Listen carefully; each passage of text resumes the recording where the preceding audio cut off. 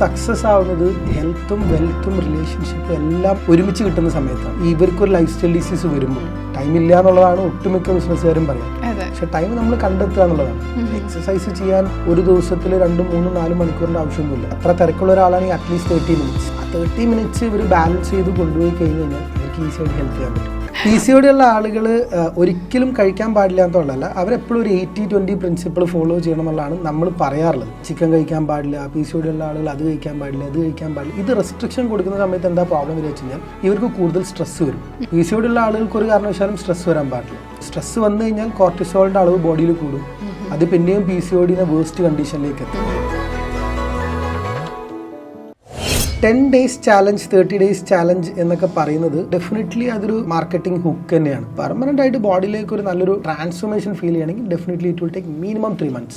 എനിക്ക് ഫിറ്റ്നസ് വേണം, ഒരാൾ ഡിപ്പെൻഡ് ചെയ്യാതെ ഈ ലൈഫ് മുമ്പോട്ട് കൊണ്ടുപോകണം. എൻ്റെ ഫിറ്റ്നസ് എനിക്ക് ഇമ്പോർട്ടൻ്റ്, എൻ്റെ സ്ട്രെങ്ത് എനിക്ക് ഇമ്പോർട്ടൻ്റ് ആണ്. പെട്ടെന്നുള്ളൊരു റിസൾട്ട് എക്സ്പെക്ട് ചെയ്യുന്നുണ്ട്. ഇതൊരു സ്ലോ പ്രോസസ്സാണ്.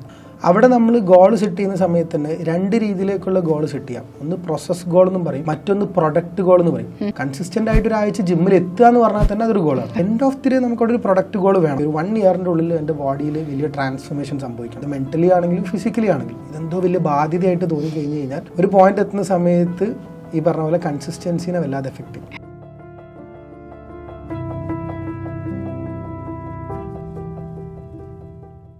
Everybody wants to be healthy. എല്ലാവർക്കും ഹെൽത്തി ആയിട്ട് ഇരിക്കണം എന്നുള്ളതാണ് ഇപ്പോഴത്തെ ഒരു ട്രെൻഡ് എന്ന് പറയുന്നത്. അതിപ്പോൾ ചെറിയ കുട്ടിയാണെങ്കിലും കുറച്ച് പ്രായമുള്ള ആൾക്കാരാണെങ്കിലും പല രീതിയിൽ അവർ ഹെൽത്തിനെ മെയിൻറ്റെയിൻ ചെയ്യാനുള്ള വഴികൾ കണ്ടെത്താറുണ്ടല്ലേ. ഇന്ന് നമ്മുടെ കൂടെ പോഡ്കാസ്റ്റിൽ we have a very known personality with us. അബിനാണ്, ഫിറ്റ്നസ് കോച്ചാണ്, and he is also the founder of health with ATP എന്ന പ്രോഗ്രാം. ആ പേജിൻ്റെ ഫൗണ്ടറാണ്. ഞാൻ ഈ പേജിൻ്റെ പേര് പലയിടത്തും കേട്ടിട്ടുണ്ട്. അതായത് മോസ്റ്റ്ലി എനിക്ക് തോന്നുന്നു ഒരു ട്രാൻസ്ഫോർമേഷൻ ജേർണി ഒക്കെ കാണിക്കുന്ന സമയത്ത് ഈ പേര് ഞാൻ നോട്ട് ചെയ്തിട്ടുണ്ട്, ഹെൽത്ത് വിത്ത് ATP. സോ ഞാൻ ചോദിക്കട്ടെ, ജനറൽ ആയിട്ട് ചോദിക്കുകയാണ്, ഒരാൾ ഹെൽത്തി ആണ് എന്ന് പറയണമെങ്കിൽ എന്തൊക്കെയായിരിക്കണം criteria, in spite of weight, appearance, ഇതൊന്നും അല്ലാതെ? ഫസ്റ്റ് ഓഫ് ഓൾ, ഒരാൾ തടിച്ചിരിക്കുന്നതുകൊണ്ട് അദ്ദേഹത്തിനെ നമ്മൾ ഹെൽത്തി അല്ല എന്ന് വിളിക്കാൻ പറ്റില്ല. ഒരാൾ മെലിഞ്ഞിരിക്കുന്ന ഒരാളെ നമുക്കൊരിക്കലും ഹെൽത്തി ആണെന്ന് വിശേഷിപ്പിക്കാൻ പറ്റില്ല. ഇതിന് പ്രധാനപ്പെട്ട 4 ഫാക്ടേഴ്സാണ് പറയുന്നത്. ഒന്ന്, അവരുടെ സ്ട്രെങ്ത്. അത് ഭയങ്കര ഇമ്പോർട്ടൻ്റ് ആണ്. അദ്ദേഹത്തിൻ്റെ ഡേ ടു ഡേ ലൈഫിൽ ചെയ്യാൻ പറ്റുന്ന സ്ട്രെങ്ത് അവർക്കുണ്ടോ, വെയിറ്റ് എടുക്കാനുള്ള ഒരു കപ്പാസിറ്റി അവർക്കുണ്ടോ എന്നുള്ളത് ഭയങ്കര ഇമ്പോർട്ടൻ്റ് ആണ്. 2, സ്റ്റാമിന. നന്നായിട്ട് നടക്കാൻ പറ്റുന്നുണ്ടോ, അല്ലെങ്കിൽ 2 സ്റ്റെപ്പ് കയറുന്ന സമയമാകുമ്പോഴത്തേന് അദ്ദേഹം നന്നായിട്ട് കിതയ്ക്കുന്നുണ്ട് എന്നുണ്ടെങ്കിൽ ആവശ്യത്തിന് സ്റ്റാമിന ഇല്ല എന്നുള്ളതാണ് അതിൻ്റെ അർത്ഥം. അപ്പം അതൊരു ഇമ്പോർട്ടൻറ്റ് ഫാക്ടറാണ്. 3, ഫ്ലെക്സിബിലിറ്റി. ഭയങ്കര ഇമ്പോർട്ടൻറ്റ് ഫാക്ടറാണ്. Body flexible. നമ്മൾ ഒരുപാട് ബോഡി ബിൽഡേഴ്സിനൊക്കെ കാണും, ഭയങ്കര മസ്കുലർ ആയിരിക്കും, നല്ല ബോഡിയൊക്കെ ഉണ്ടാവും, പക്ഷേ കൈ ബാക്കിലോട്ട് പോകാൻ പറയുന്ന സമയത്ത് അവർക്ക് ഭയങ്കര ബുദ്ധിമുട്ടായിരിക്കും. അപ്പോൾ ആ ഫ്ലെക്സിബിലിറ്റി ഒരു ഫാക്ടറാണ്. 4ാമത്തെ എൻഡുറൻസ് ആണ്. നമുക്ക് വെയിറ്റ്സ് കയ്യിൽ പിടിച്ച് ലോങ് ഡിസ്റ്റൻസിൽ ട്രാവൽ ചെയ്യാൻ പറ്റുന്നുണ്ടോ. അപ്പം ഒരു ലോങ് ജേർണി നമ്മൾ പോവാണ്, നമ്മൾ ബാഗ് ഷോൾഡറിൽ ഇട്ടിട്ട് നമുക്കൊരു ലോങ് യാത്ര പോകാൻ പറ്റുന്നില്ലെങ്കിൽ നമ്മൾ എൻഡുറൻസ് വളരെ കുറവാണ്. അപ്പോൾ ഒരാൾ തടിച്ചിരിക്കുന്നു, മെലിഞ്ഞിരിക്കുന്നു എന്നുള്ളതല്ല. ഒരാൾ ഹെൽത്തി ആവണമെന്നുണ്ടെങ്കിൽ അവർക്ക് സ്ട്രെങ്ത് ഉണ്ടായിരിക്കണം, സ്റ്റാമിന ഉണ്ടായിരിക്കണം, ഫ്ലെക്സിബിലിറ്റി ഉണ്ടായിരിക്കണം, എൻഡുറൻസ് ഉണ്ടായിരിക്കണം. ഇത് 4 ഉണ്ടെങ്കിൽ അവർ ഹെൽത്തിയാണ്. ഈ നമ്മൾ പൊതുവേ ഒരു ഹെൽത്തി ലൈഫ് സ്റ്റൈൽ ഫോളോ ചെയ്യാന്നൊക്കെ പറയുമ്പം സാധാരണ മനസ്സിലേക്ക് ഓടി വരുന്ന ചില കാര്യങ്ങളുണ്ട്. അതായത് നല്ല രീതിയിൽ വർക്കൗട്ട് ചെയ്യുക, കുറേ ഹെൽത്തി ഫുഡ് കഴിക്കുക, ഈ അനാവശ്യമായിട്ടുള്ള ജങ്ക് ഫുഡ് കാര്യങ്ങളൊക്കെ അവോയ്ഡ് ചെയ്ത് ഹെൽത്തി ആയിട്ടുള്ള സാധനങ്ങൾ കഴിക്കുക. ചില ആൾക്കാർ സപ്ലിമെന്റ്സ് ഒക്കെ എടുക്കും, നമ്മൾ കാണാറുണ്ട്. അപ്പോൾ ഇതൊക്കെയാണ് ഒരു ഹെൽത്തി ലൈഫ് എന്ന് ആൾക്കാർ വിചാരിക്കുന്നുണ്ടെങ്കിൽ മനുഷ്യർ ഏറ്റവും കൂടുതലധികം ഒരു മിസ്കൺസെപ്ഷൻ ഉണ്ട് if related to healthy life style എന്നുണ്ടെങ്കിൽ എന്തായിരിക്കും ആ ഒരു മിസ്കൺസെപ്ഷൻ പീപ്പിൾ ഹാവ്? ഹെൽത്ത് ഞാൻ പറഞ്ഞല്ലോ, അധികം എനിക്ക് തോന്നുന്നു ഭയങ്കര 6 പാക്ക് ഉണ്ടായിരിക്കുന്ന ആളുകളൊക്കെ ഭയങ്കര ഹെൽത്തിയാണ് എന്ന് പറയാറുണ്ട്. അതൊരു മിസ്കൺസെപ്ഷനാണ്. 6 പാക്ക് ഉണ്ടാവണം എന്നത്ര മാൻഡേറ്ററി ഒന്നുമല്ല. 6 പാക്കിലേക്ക് പോകണമെന്നുണ്ടെങ്കിൽ നമ്മുടെ ഫാറ്റ് പെർസെൻറ്റേജ് അത്രയും വലിയ രീതിയിലേക്ക് നമ്മൾ കട്ട് ഡൗൺ ചെയ്യണം. അതൊരിക്കലും ലോങ് ടേമിലേക്ക് നമുക്ക് ആ ഒരു പാക്ക് കൺസിസ്റ്റൻ്റ് ആയിട്ട് കൊണ്ടുപോകുക എന്നുള്ളത് അതിനേക്കാളും പ്രയാസമുള്ളൊരു കാര്യമാണ്. അതൊരു മിസ്കൺസെപ്ഷനായിട്ട് പറയാം. 2ാമത്തത്, ബോഡിയിലെ സ്പോട്ട് റിഡക്ഷൻ. ചില ആളുകളൊക്കെ പറയുന്ന കേൾക്കാം, എനിക്ക് വയറിലെ ഫാറ്റ് മാത്രം കുറയ്ക്കണം, ഞാൻ അങ്ങനെ പറഞ്ഞിരുന്നു ആദ്യം ജിമ്മിൽ ജോയിൻ ചെയ്തപ്പോൾ. അല്ലെങ്കിൽ ആംസിൽ ചില ലേഡീസിനൊക്കെ ഉണ്ടാവും ആം ഫാറ്റ് അല്ലെങ്കിൽ തൈ ഫാറ്റ്. ചില ആളുകൾ ചെസ്റ്റിൻ്റെ അവിടെ കൂടുതൽ ഫാറ്റ്, ബാക്കിൽ ഫാറ്റൊക്കെ ഉണ്ടാവും. അപ്പോൾ ഈ ഭാഗത്തെ ഫാറ്റ് മാത്രം എനിക്ക് കട്ട് ചെയ്തെടുക്കണം എന്ന് പറയുന്നത് ഒരിക്കലും ഫിറ്റ്നസ്സിൽ പ്രാക്ടിക്കലി പോസിബിൾ അല്ല. അപ്പം അതൊരു മിസ്കൺസെപ്ഷനാണ്. അപ്പോൾ അത് മാറ്റിയെടുക്കണം എന്നുണ്ടെങ്കിൽ നമ്മളൊരു ഓവറോൾ എക്സസൈസാണ് ഫോക്കസ് ചെയ്യേണ്ടത്. അപ്പോൾ ഇത് കൺസിസ്റ്റൻ്റ് ആയിട്ട് വർക്കൗട്ട് ചെയ്യുമ്പോൾ അതിൻ്റെ ബൈ പ്രൊഡക്റ്റ് ആയിട്ട് ഒരു ടോട്ടൽ ബോഡി ഫാറ്റ് റിഡക്ഷൻ സംഭവിക്കും. അതിന് എക്സസൈസ് മാത്രമല്ല ഇമ്പോർട്ടൻറ്റ്, എക്സസൈസ് ഇമ്പോർട്ടൻ്റ് ആണ്, നല്ല ഈറ്റിംഗ് ഹാബിറ്റ്സ് ഇമ്പോർട്ടൻ്റ് ആണ്, സ്ട്രെസ് മാനേജ് ചെയ്യുക എന്നുള്ളത് ഇമ്പോർട്ടൻ്റ് ആണ്, ഉറക്കം ഇമ്പോർട്ടൻ്റ് ആണ്, ഫുഡിൻ്റെ ക്വാണ്ടിറ്റി ഇമ്പോർട്ടൻ്റ് ആണ്. അപ്പോൾ ഇതൊരു ബാലൻസിങ് ആണ്. അപ്പോഴേ നമുക്ക് ഇതിൻ്റെ ഒരു ഔട്ട്പുട്ട് കിട്ടുള്ളൂ. ഓക്കെ, ഇപ്പൊ ഞാൻ അബിന്റെ പ്രൊഫൈൽ എടുത്ത് നോക്കിയപ്പം എനിക്ക് മനസ്സിലായ ഒരു കാര്യം എന്ന് പറഞ്ഞാൽ കൂടുതൽ സ്പെഷ്യലൈസ് ചെയ്തിരിക്കുന്നത് I think PCOD, PCOS and post partum pregnancy, അതിനുശേഷമുള്ള ഒരു ഒരു ഫെംടെക് ആണ്. ഓക്കെ, ഞങ്ങളിപ്പോൾ റീസെന്റ് ഹെൽത്ത് വിത്ത് 30 പിന്നെ പിവോട്ട് ചെയ്ത് കംപ്ലീറ്റ്ലി ഒരു മെനാർക്ക് മുതൽ മെനോപോസ് വരെയുള്ള ഒരു സ്റ്റേജിൽ ഒരു ഫീമെയിൽ ഫേസ് ചെയ്യുന്ന ഒരുപാട് ഹെൽത്ത് റിലേറ്റഡ് ചാലഞ്ചസ് ഉണ്ടാവും. അതിൽ പ്രധാനപ്പെട്ട കുറച്ചുള്ളതാണ് ഈ PCOD, PCOS, polycystic ovary disease syndrome, പിന്നെ തൈറോയിഡ്, ഹൈപ്പോ തൈറോയിഡ് റിലേറ്റഡ് ആയിട്ടുള്ള ചാലഞ്ചസ്, പോസ്റ്റ്പാർട്ടം, മമ്മി പൗച്ച്, അങ്ങനെ പിന്നെ അതുമായി ബന്ധപ്പെട്ട കുറേ പ്രോബ്ലംസ് ആണ്. ഈ ഡയബറ്റിക്, ഇതാണ് നമ്മൾ കുറച്ചും കൂടെ ഇപ്പം കൂടുതലായിട്ട് ഫോക്കസ് ചെയ്യും. അങ്ങനെയാണെങ്കിൽ എനിക്ക് ചോദിക്കാനുള്ളതാണ്, ഇപ്പോൾ എന്തോ ഫോർ സം റീസൺ നമ്മൾ നേരത്തെ ഡിസ്കസ് ചെയ്തിട്ടുണ്ടായിരുന്നു, അപ്പോൾ അതിൽ അബിൻ പറഞ്ഞിട്ടുണ്ടായിരുന്നു PCOD ഒക്കെ കുറച്ച് ഹെറിഡിറ്ററി ആയിട്ട് വരാൻ സാധ്യതയുള്ള ഒരു അവസ്ഥയാണെന്നൊക്കെ ഉള്ളത്. പക്ഷേ അതല്ലാതെ ഇപ്പോൾ കൂടുതൽ പെൺകുട്ടികളിലും ഈ കണ്ടീഷൻ കാണുന്നുണ്ട്. ഇതെന്തോ ഫോർ സം റീസൺ ഒരു 10 കൊല്ലം മുന്നേ എനിക്ക് PCOD ഉണ്ട് എന്നൊരു പെൺകുട്ടി പറഞ്ഞ് അധികം നമ്മൾ കേട്ടിട്ടില്ല. എന്തുകൊണ്ട്, വൈ ഡു യു ഫീൽ ഇതിപ്പോൾ ഈ ഒരു PCOD, PCOS റേറ്റ് കൂടുന്നു? ഇത് സത്യം പറഞ്ഞാൽ PCOD മെയിൻലി പറയുകയാണെങ്കിൽ ഇതൊരു ലൈഫ് സ്റ്റൈൽ ഡിസീസ് തന്നെയാണ്. നമ്മുടെ ലൈഫ് സ്റ്റൈൽ മോശമാവുന്ന സമയത്ത് നമ്മുടെ ജീവിതത്തിലേക്ക് അല്ലെങ്കിൽ നമ്മുടെ ബോഡിയിലേക്ക് വരുന്ന ഒരു അസുഖത്തിനാണ് നമ്മൾ ലൈഫ് സ്റ്റൈൽ ഡിസീസ് എന്ന് പറയുന്നത്. ഫുഡിൻ്റെ ടൈമിംഗ് തെറ്റുന്നതാവാം, അല്ലെങ്കിൽ അധികം junk food, packet food, processed food, ഇത് അല്ലെങ്കിൽ സോഫ്റ്റ് ഡ്രിങ്ക്സ്, ഇങ്ങനത്തെ ഒക്കെ നമ്മൾ കൂടുതൽ ഇൻടേക്ക് ചെയ്യുക, ഇതിൻ്റെ റീസണാണ്. പിന്നെ ഉറക്കം പ്രോപ്പർ അല്ലാത്തതൊരു പ്രോബ്ലമാണ്, അല്ലെങ്കിൽ സ്ട്രെസ് ഒരു പ്രോബ്ലമാണ്, പിന്നെ ഫിസിക്കൽ ആക്ടിവിറ്റി ഇല്ലായ്മ ഒരു പ്രോബ്ലമാണ്. ഇതിൻ്റെ റൂട്ട് കോസ് ചോദിക്കുകയാണെങ്കിൽ ഇപ്പോൾ 10 വർഷം മുമ്പ് ഇതത്ര കേട്ടിട്ടുണ്ടായിരുന്നില്ല, ഇപ്പോൾ അത് കൂടുതൽ വരുന്നുണ്ട്. അപ്പം നമ്മൾ ശരിക്കും പറഞ്ഞാൽ ഇതിൻ്റെ റൂട്ട് കോസിലേക്ക് പോവുകയാണെങ്കിൽ ഇതിന് പ്രധാനമായിട്ട് 2-3 കാരണങ്ങളൊക്കെ പറയുന്നുണ്ട്. ഒന്ന്, PCOD വരാനുള്ള റീസൺ ഇപ്പം ഒരു പെൺകുട്ടിയുടെ 10th, 11th ഈ എക്സാം അല്ലെങ്കിൽ 12th ഈ എക്സാം പീരീഡിലൊക്കെ ഇവർ കൂടുതൽ സ്റ്റഡീസിലേക്ക് ഫോക്കസ് ചെയ്യുന്ന സമയങ്ങളിൽ ഉറക്കം കോംപ്രമൈസ് ചെയ്യുന്നത് പലപ്പോഴും കാണും. അപ്പോൾ ഉറക്കം കോംപ്രമൈസ് ചെയ്തിട്ടാണ് ഇവർ കൂടുതൽ പഠിക്കുക. ചിലപ്പം നല്ലൊരു കാര്യത്തിന് വേണ്ടിയിട്ടാണ് ഇവർ ടൈം ഇൻവെസ്റ്റ് ചെയ്യുന്നത്, പക്ഷെ ഉറങ്ങാതിരിക്കാൻ വേണ്ടിയിട്ട് കൂടുതൽ കഫേൻ അടങ്ങിയിട്ടുള്ള ഡ്രിങ്ക്സ് കുടിക്കുക, അല്ലെങ്കിൽ ആ സമയത്ത് ചിപ്സ്, ലേസ്, ഇങ്ങനത്തെ പല സംഭവങ്ങളൊക്കെ ഇത് കണ്ടിന്യൂസ് ആയിട്ട് കഴിക്കുന്ന ഇവരുടെ ഹോർമോൺ ഇംബാലൻസ് ആവാൻ ഒരു കാരണം പറയുന്നുണ്ട്. രണ്ടാമത്തെ റീസൺ പറയാനാണെന്നുണ്ടെങ്കിൽ ഹോസ്റ്റലിൽ താമസിക്കുന്ന കുട്ടികൾ. അപ്പം ഹോസ്റ്റലിൽ താമസിക്കുന്ന സമയത്ത് ഇവർക്ക് കിട്ടുന്ന ഫുഡിന് കുറേ ലിമിറ്റേഷൻസ് ഉണ്ടാവും. ഇപ്പോൾ ഒരു എക്സാമ്പിൾ പറയുകയാണെങ്കിൽ ഹോസ്റ്റലിൽ ഒരിക്കലും 5 പേർക്കും 10 പേർക്കുള്ള ഫുഡ് ഉണ്ടാക്കുക. അറ്റ് എ ടൈമിൽ ചിലപ്പോൾ 200-300 കുട്ടികൾക്കൊക്കെ ഒരിക്കലും ഒരുമിച്ച് ഫുഡ് ഉണ്ടാക്കാം. അപ്പോൾ ഡെഫിനറ്റ്ലി അതിലെ ന്യൂട്രിയൻസ് വാല്യൂ കുറയും അത്രയും ആളുകൾക്ക് ഫുഡ് പ്രിപ്പയർ ചെയ്യുമ്പോൾ. അതിൽ പ്രോപ്പറായിട്ടുള്ള വൈറ്റമിൻ ഉണ്ടാവണം നിർബന്ധമില്ല, കാർബ്സ് ഉണ്ടാവണം നിർബന്ധമില്ല, പ്രോട്ടീൻ ഉണ്ടാവണം നിർബന്ധമില്ല, ഫുഡ് സ്കിപ്പ് ചെയ്യാനുള്ള ചാൻസസ് കൂടുതലായിരിക്കും. ഇത് പെൺകുട്ടികളുടെ ഇടയിൽ ഒരു PCOD വരാനുള്ള റീസൺ പറയുന്നത് ഒരു റൂട്ട് കോസ്. പിന്നെ ഒരു റൂട്ട് കോസ് റീസൺ പറയുന്നത് ദൂര സ്ഥലങ്ങളിൽ ജോലി ചെയ്യുന്ന സ്ത്രീകൾ. ഇപ്പം അവിടെ ഹോസ്റ്റലിൽ നിന്ന് വർക്ക് ചെയ്യാൻ പോകുന്നു, ഓഫീസിലേക്ക് പോകുന്നു. അപ്പോൾ അവിടെ ചിലപ്പോൾ ഫുഡ് പലപ്പോഴും സ്കിപ്പ് ചെയ്യും, അല്ലെങ്കിൽ ഓഫീസിലുള്ള എന്തെങ്കിലും ക്യാൻറ്റീനിലുള്ള എന്തെങ്കിലുമൊക്കെ ഫുഡ് കഴിക്കും, ഫുഡിൽ കുറേ കോംപ്രമൈസ് ചെയ്യും. ഇതൊരു റീസൺ പറയുന്നുണ്ട്.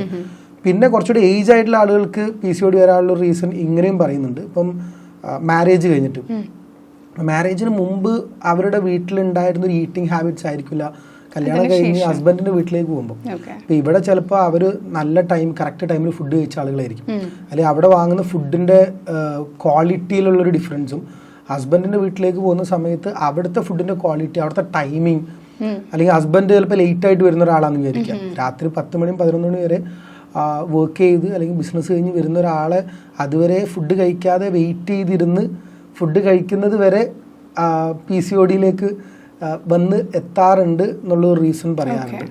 അപ്പോൾ ഇതൊക്കെയാണ് ഇതിൻ്റെ റീസൺ പറയുന്നത്. ഇതിൻ്റെ കൂടെ ഹെറിഡിറ്ററി ആയിട്ടും പറയുന്നുണ്ട്. PCOS, പോളിസിസ്റ്റിക് ഓവറി സിൻഡ്രോം ഒരു ഹെറിഡിറ്ററി ആയിട്ടുള്ള ഒരു പ്രോബ്ലമാണ്. അപ്പോൾ ഇതൊക്കെയാണ് ഇതിൻ്റെ ഒരു റീസൺസ് പറയുന്നത്. അങ്ങനെയാണെങ്കിൽ ഇപ്പോൾ PCOD ഉള്ള ഒരാൾ ഒരിക്കലും കഴിക്കാൻ പാടില്ലാത്തൊരു ഭക്ഷണം എന്ന് പറയുകയാണെങ്കിൽ അത് എന്തായിരിക്കും? PCOD ഉള്ള ആളുകൾ ഒരിക്കലും കഴിക്കാൻ പാടില്ല എന്നുള്ളതല്ല, അവരെപ്പോഴും ഒരു 80-20 പ്രിൻസിപ്പിൾ ഫോളോ ചെയ്യണം എന്നുള്ളതാണ് നമ്മൾ പറയാറുള്ളത്. 80-20 പ്രിൻസിപ്പിൾ എന്ന് പറഞ്ഞു കഴിഞ്ഞാൽ എന്തും കഴിക്കാം, പക്ഷെ അതിന് പോർഷൻ കൺട്രോൾ ചെയ്യാം. ഒന്ന്. രണ്ടാമത്തെ പറയുകയാണെങ്കിൽ ഒരു 20% നമുക്ക് അൺഹെൽത്തി ഫുഡോ അല്ലെങ്കിൽ ജങ്ക് ഫുഡോ ഒന്നും കഴിക്കുന്നതുകൊണ്ട് വലിയ തെറ്റൊന്നുമില്ല. അത് PCOD ഉള്ള ആളുകളാണെങ്കിലും. എന്തുകൊണ്ടാണെന്ന് വെച്ച് കഴിഞ്ഞാൽ food is A part of celebration, entertainment ഒക്കെയാണ്. നമ്മൾ പുറത്തു പോകുന്ന സമയത്ത് ഇടയ്ക്കൊക്കെ ഫുഡ് കഴിച്ചു. ഒരു മാരേജ് വരുന്ന സമയത്ത് നമ്മൾ ഫുഡ് കഴിക്കും, ഓണം വരുന്ന സമയത്ത് നമ്മൾ സദ്യ കഴിക്കും, ക്രിസ്മസ് വരുന്ന സമയത്ത് കേക്ക് കഴിക്കും, വൈൻ കുടിക്കും, ഈദ് വരുന്ന സമയത്ത് നമ്മൾ ബിരിയാണി കഴിക്കും എന്നുള്ളത് നോർമലാണ്. പക്ഷേ 80% നമ്മൾ കഴിക്കുന്ന എപ്പോഴും ഹെൽത്തി ഫുഡാണെന്നുള്ള കാര്യം നമ്മൾ ഉറപ്പുവരുത്തുക. ഒരു 20% നമുക്ക് അവിടെ മാറ്റി വെക്കാം. അതല്ലാതെ PCOD ഉള്ള ആളുകൾ ചിക്കൻ കഴിക്കാൻ പാടില്ല, PCOD ഉള്ള ആളുകൾ അത് കഴിക്കാൻ പാടില്ല, ഇത് കഴിക്കാൻ പാടില്ല, ഇത് റെസ്ട്രിക്ഷൻ കൊടുക്കുന്ന സമയത്ത് എന്താ പ്രോബ്ലം വരിക വെച്ച് കഴിഞ്ഞാൽ ഇവർക്ക് കൂടുതൽ സ്ട്രെസ് വരും. ഒരു സിമ്പിളായിട്ടൊരു എക്സാമ്പിൾ വരും. നമ്മുടെ മുമ്പിൽ ഇഷ്ടമുള്ള ഭക്ഷണങ്ങൾ വെച്ചിട്ട് അത് കഴിക്കാൻ പാടില്ല എന്ന് പറയുന്ന സമയത്ത് ഓട്ടോമാറ്റിക്കലി അവർക്കൊരു സ്ട്രെസ് വരും. PCOD ഉള്ള ആളുകൾക്ക് ഒരു കാരണവശാലും സ്ട്രെസ് വരാൻ പാടില്ല. ഈ സ്ട്രെസ് വന്നു കഴിഞ്ഞാൽ കോർട്ടിസോളിന്റെ അളവ് ബോഡിയിൽ കൂടും. അത് പിന്നെയും PCOD-നെ വേസ്റ്റ് കണ്ടീഷനിലേക്ക് എത്തും. ഇതിനെ ബാലൻസ് ചെയ്യുക എന്നുള്ളത് നമുക്ക് ഇഷ്ടമുള്ളത് കഴിക്കാം, 80-20 പ്രിൻസിപ്പിൾ ഫോളോ ചെയ്യാം, പോർഷൻ കൺട്രോൾ ചെയ്യാം, അത്ര മാത്രമേ ഉള്ളൂ. അപ്പം ആക്ച്വലി ഒരു സ്പെഷ്യലി ഓൺടർപ്രണേഴ്സിന് വേണ്ടിയിട്ടുള്ള ഒരു ഫിറ്റ്നസ് കോച്ചാണ്. എന്തിനാ അങ്ങനെ ഒരു സ്പെഷ്യലൈസേഷൻ എടുത്തത്? കാരണം അധികം നമ്മൾ അങ്ങനെ ഒരു ബിസിനസ് ഫീൽഡിൽ വർക്ക് ചെയ്യുന്ന ആൾക്കാർക്ക് വേണ്ടിയിട്ട് ഒരു ഫിറ്റ്നസ് പ്രോഗ്രാം, ആ ഒരു കോൺസെപ്റ്റ് അധികം കേട്ടിട്ടില്ല. So why did you comment with this? ഇതിന്റെ പ്രധാനപ്പെട്ട റീസൺ എന്താ വെച്ച് കഴിഞ്ഞാൽ ഓൺടർപ്രണേഴ്സ് വലിയൊരു ഒരുപാട് ചാലഞ്ചസിലൂടെയാണ് അവർ പോകുന്നത്. ഒരു ബിസിനസ് ബിൽഡ് ചെയ്യുക എന്ന് പറഞ്ഞു കഴിഞ്ഞാൽ അവിടെ ഒരുപാട് എലമെന്റ്സ് ഉണ്ട്. സെയിൽസ് നോക്കണം, മാർക്കറ്റിംഗ് നോക്കണം, ഓപ്പറേഷൻസ് നോക്കണം, റിസർച്ച് ആൻഡ് ഡെവലപ്മെന്റ് നോക്കണം, അക്കൗണ്ട്സ് നോക്കണം. ഇതിൻ്റെ ഇടയിലുള്ള സ്ട്രെസ് ആയിട്ടുള്ള ലൈഫിലൂടെയാണ് ഇവർ പോകുന്നത്. അപ്പം ഇതിൻ്റെ ഇടയിൽ പലപ്പോഴും ഇവരവരെ ഹെൽത്തിനെ കോംപ്രമൈസ് ചെയ്തു പോകുന്നുണ്ട്.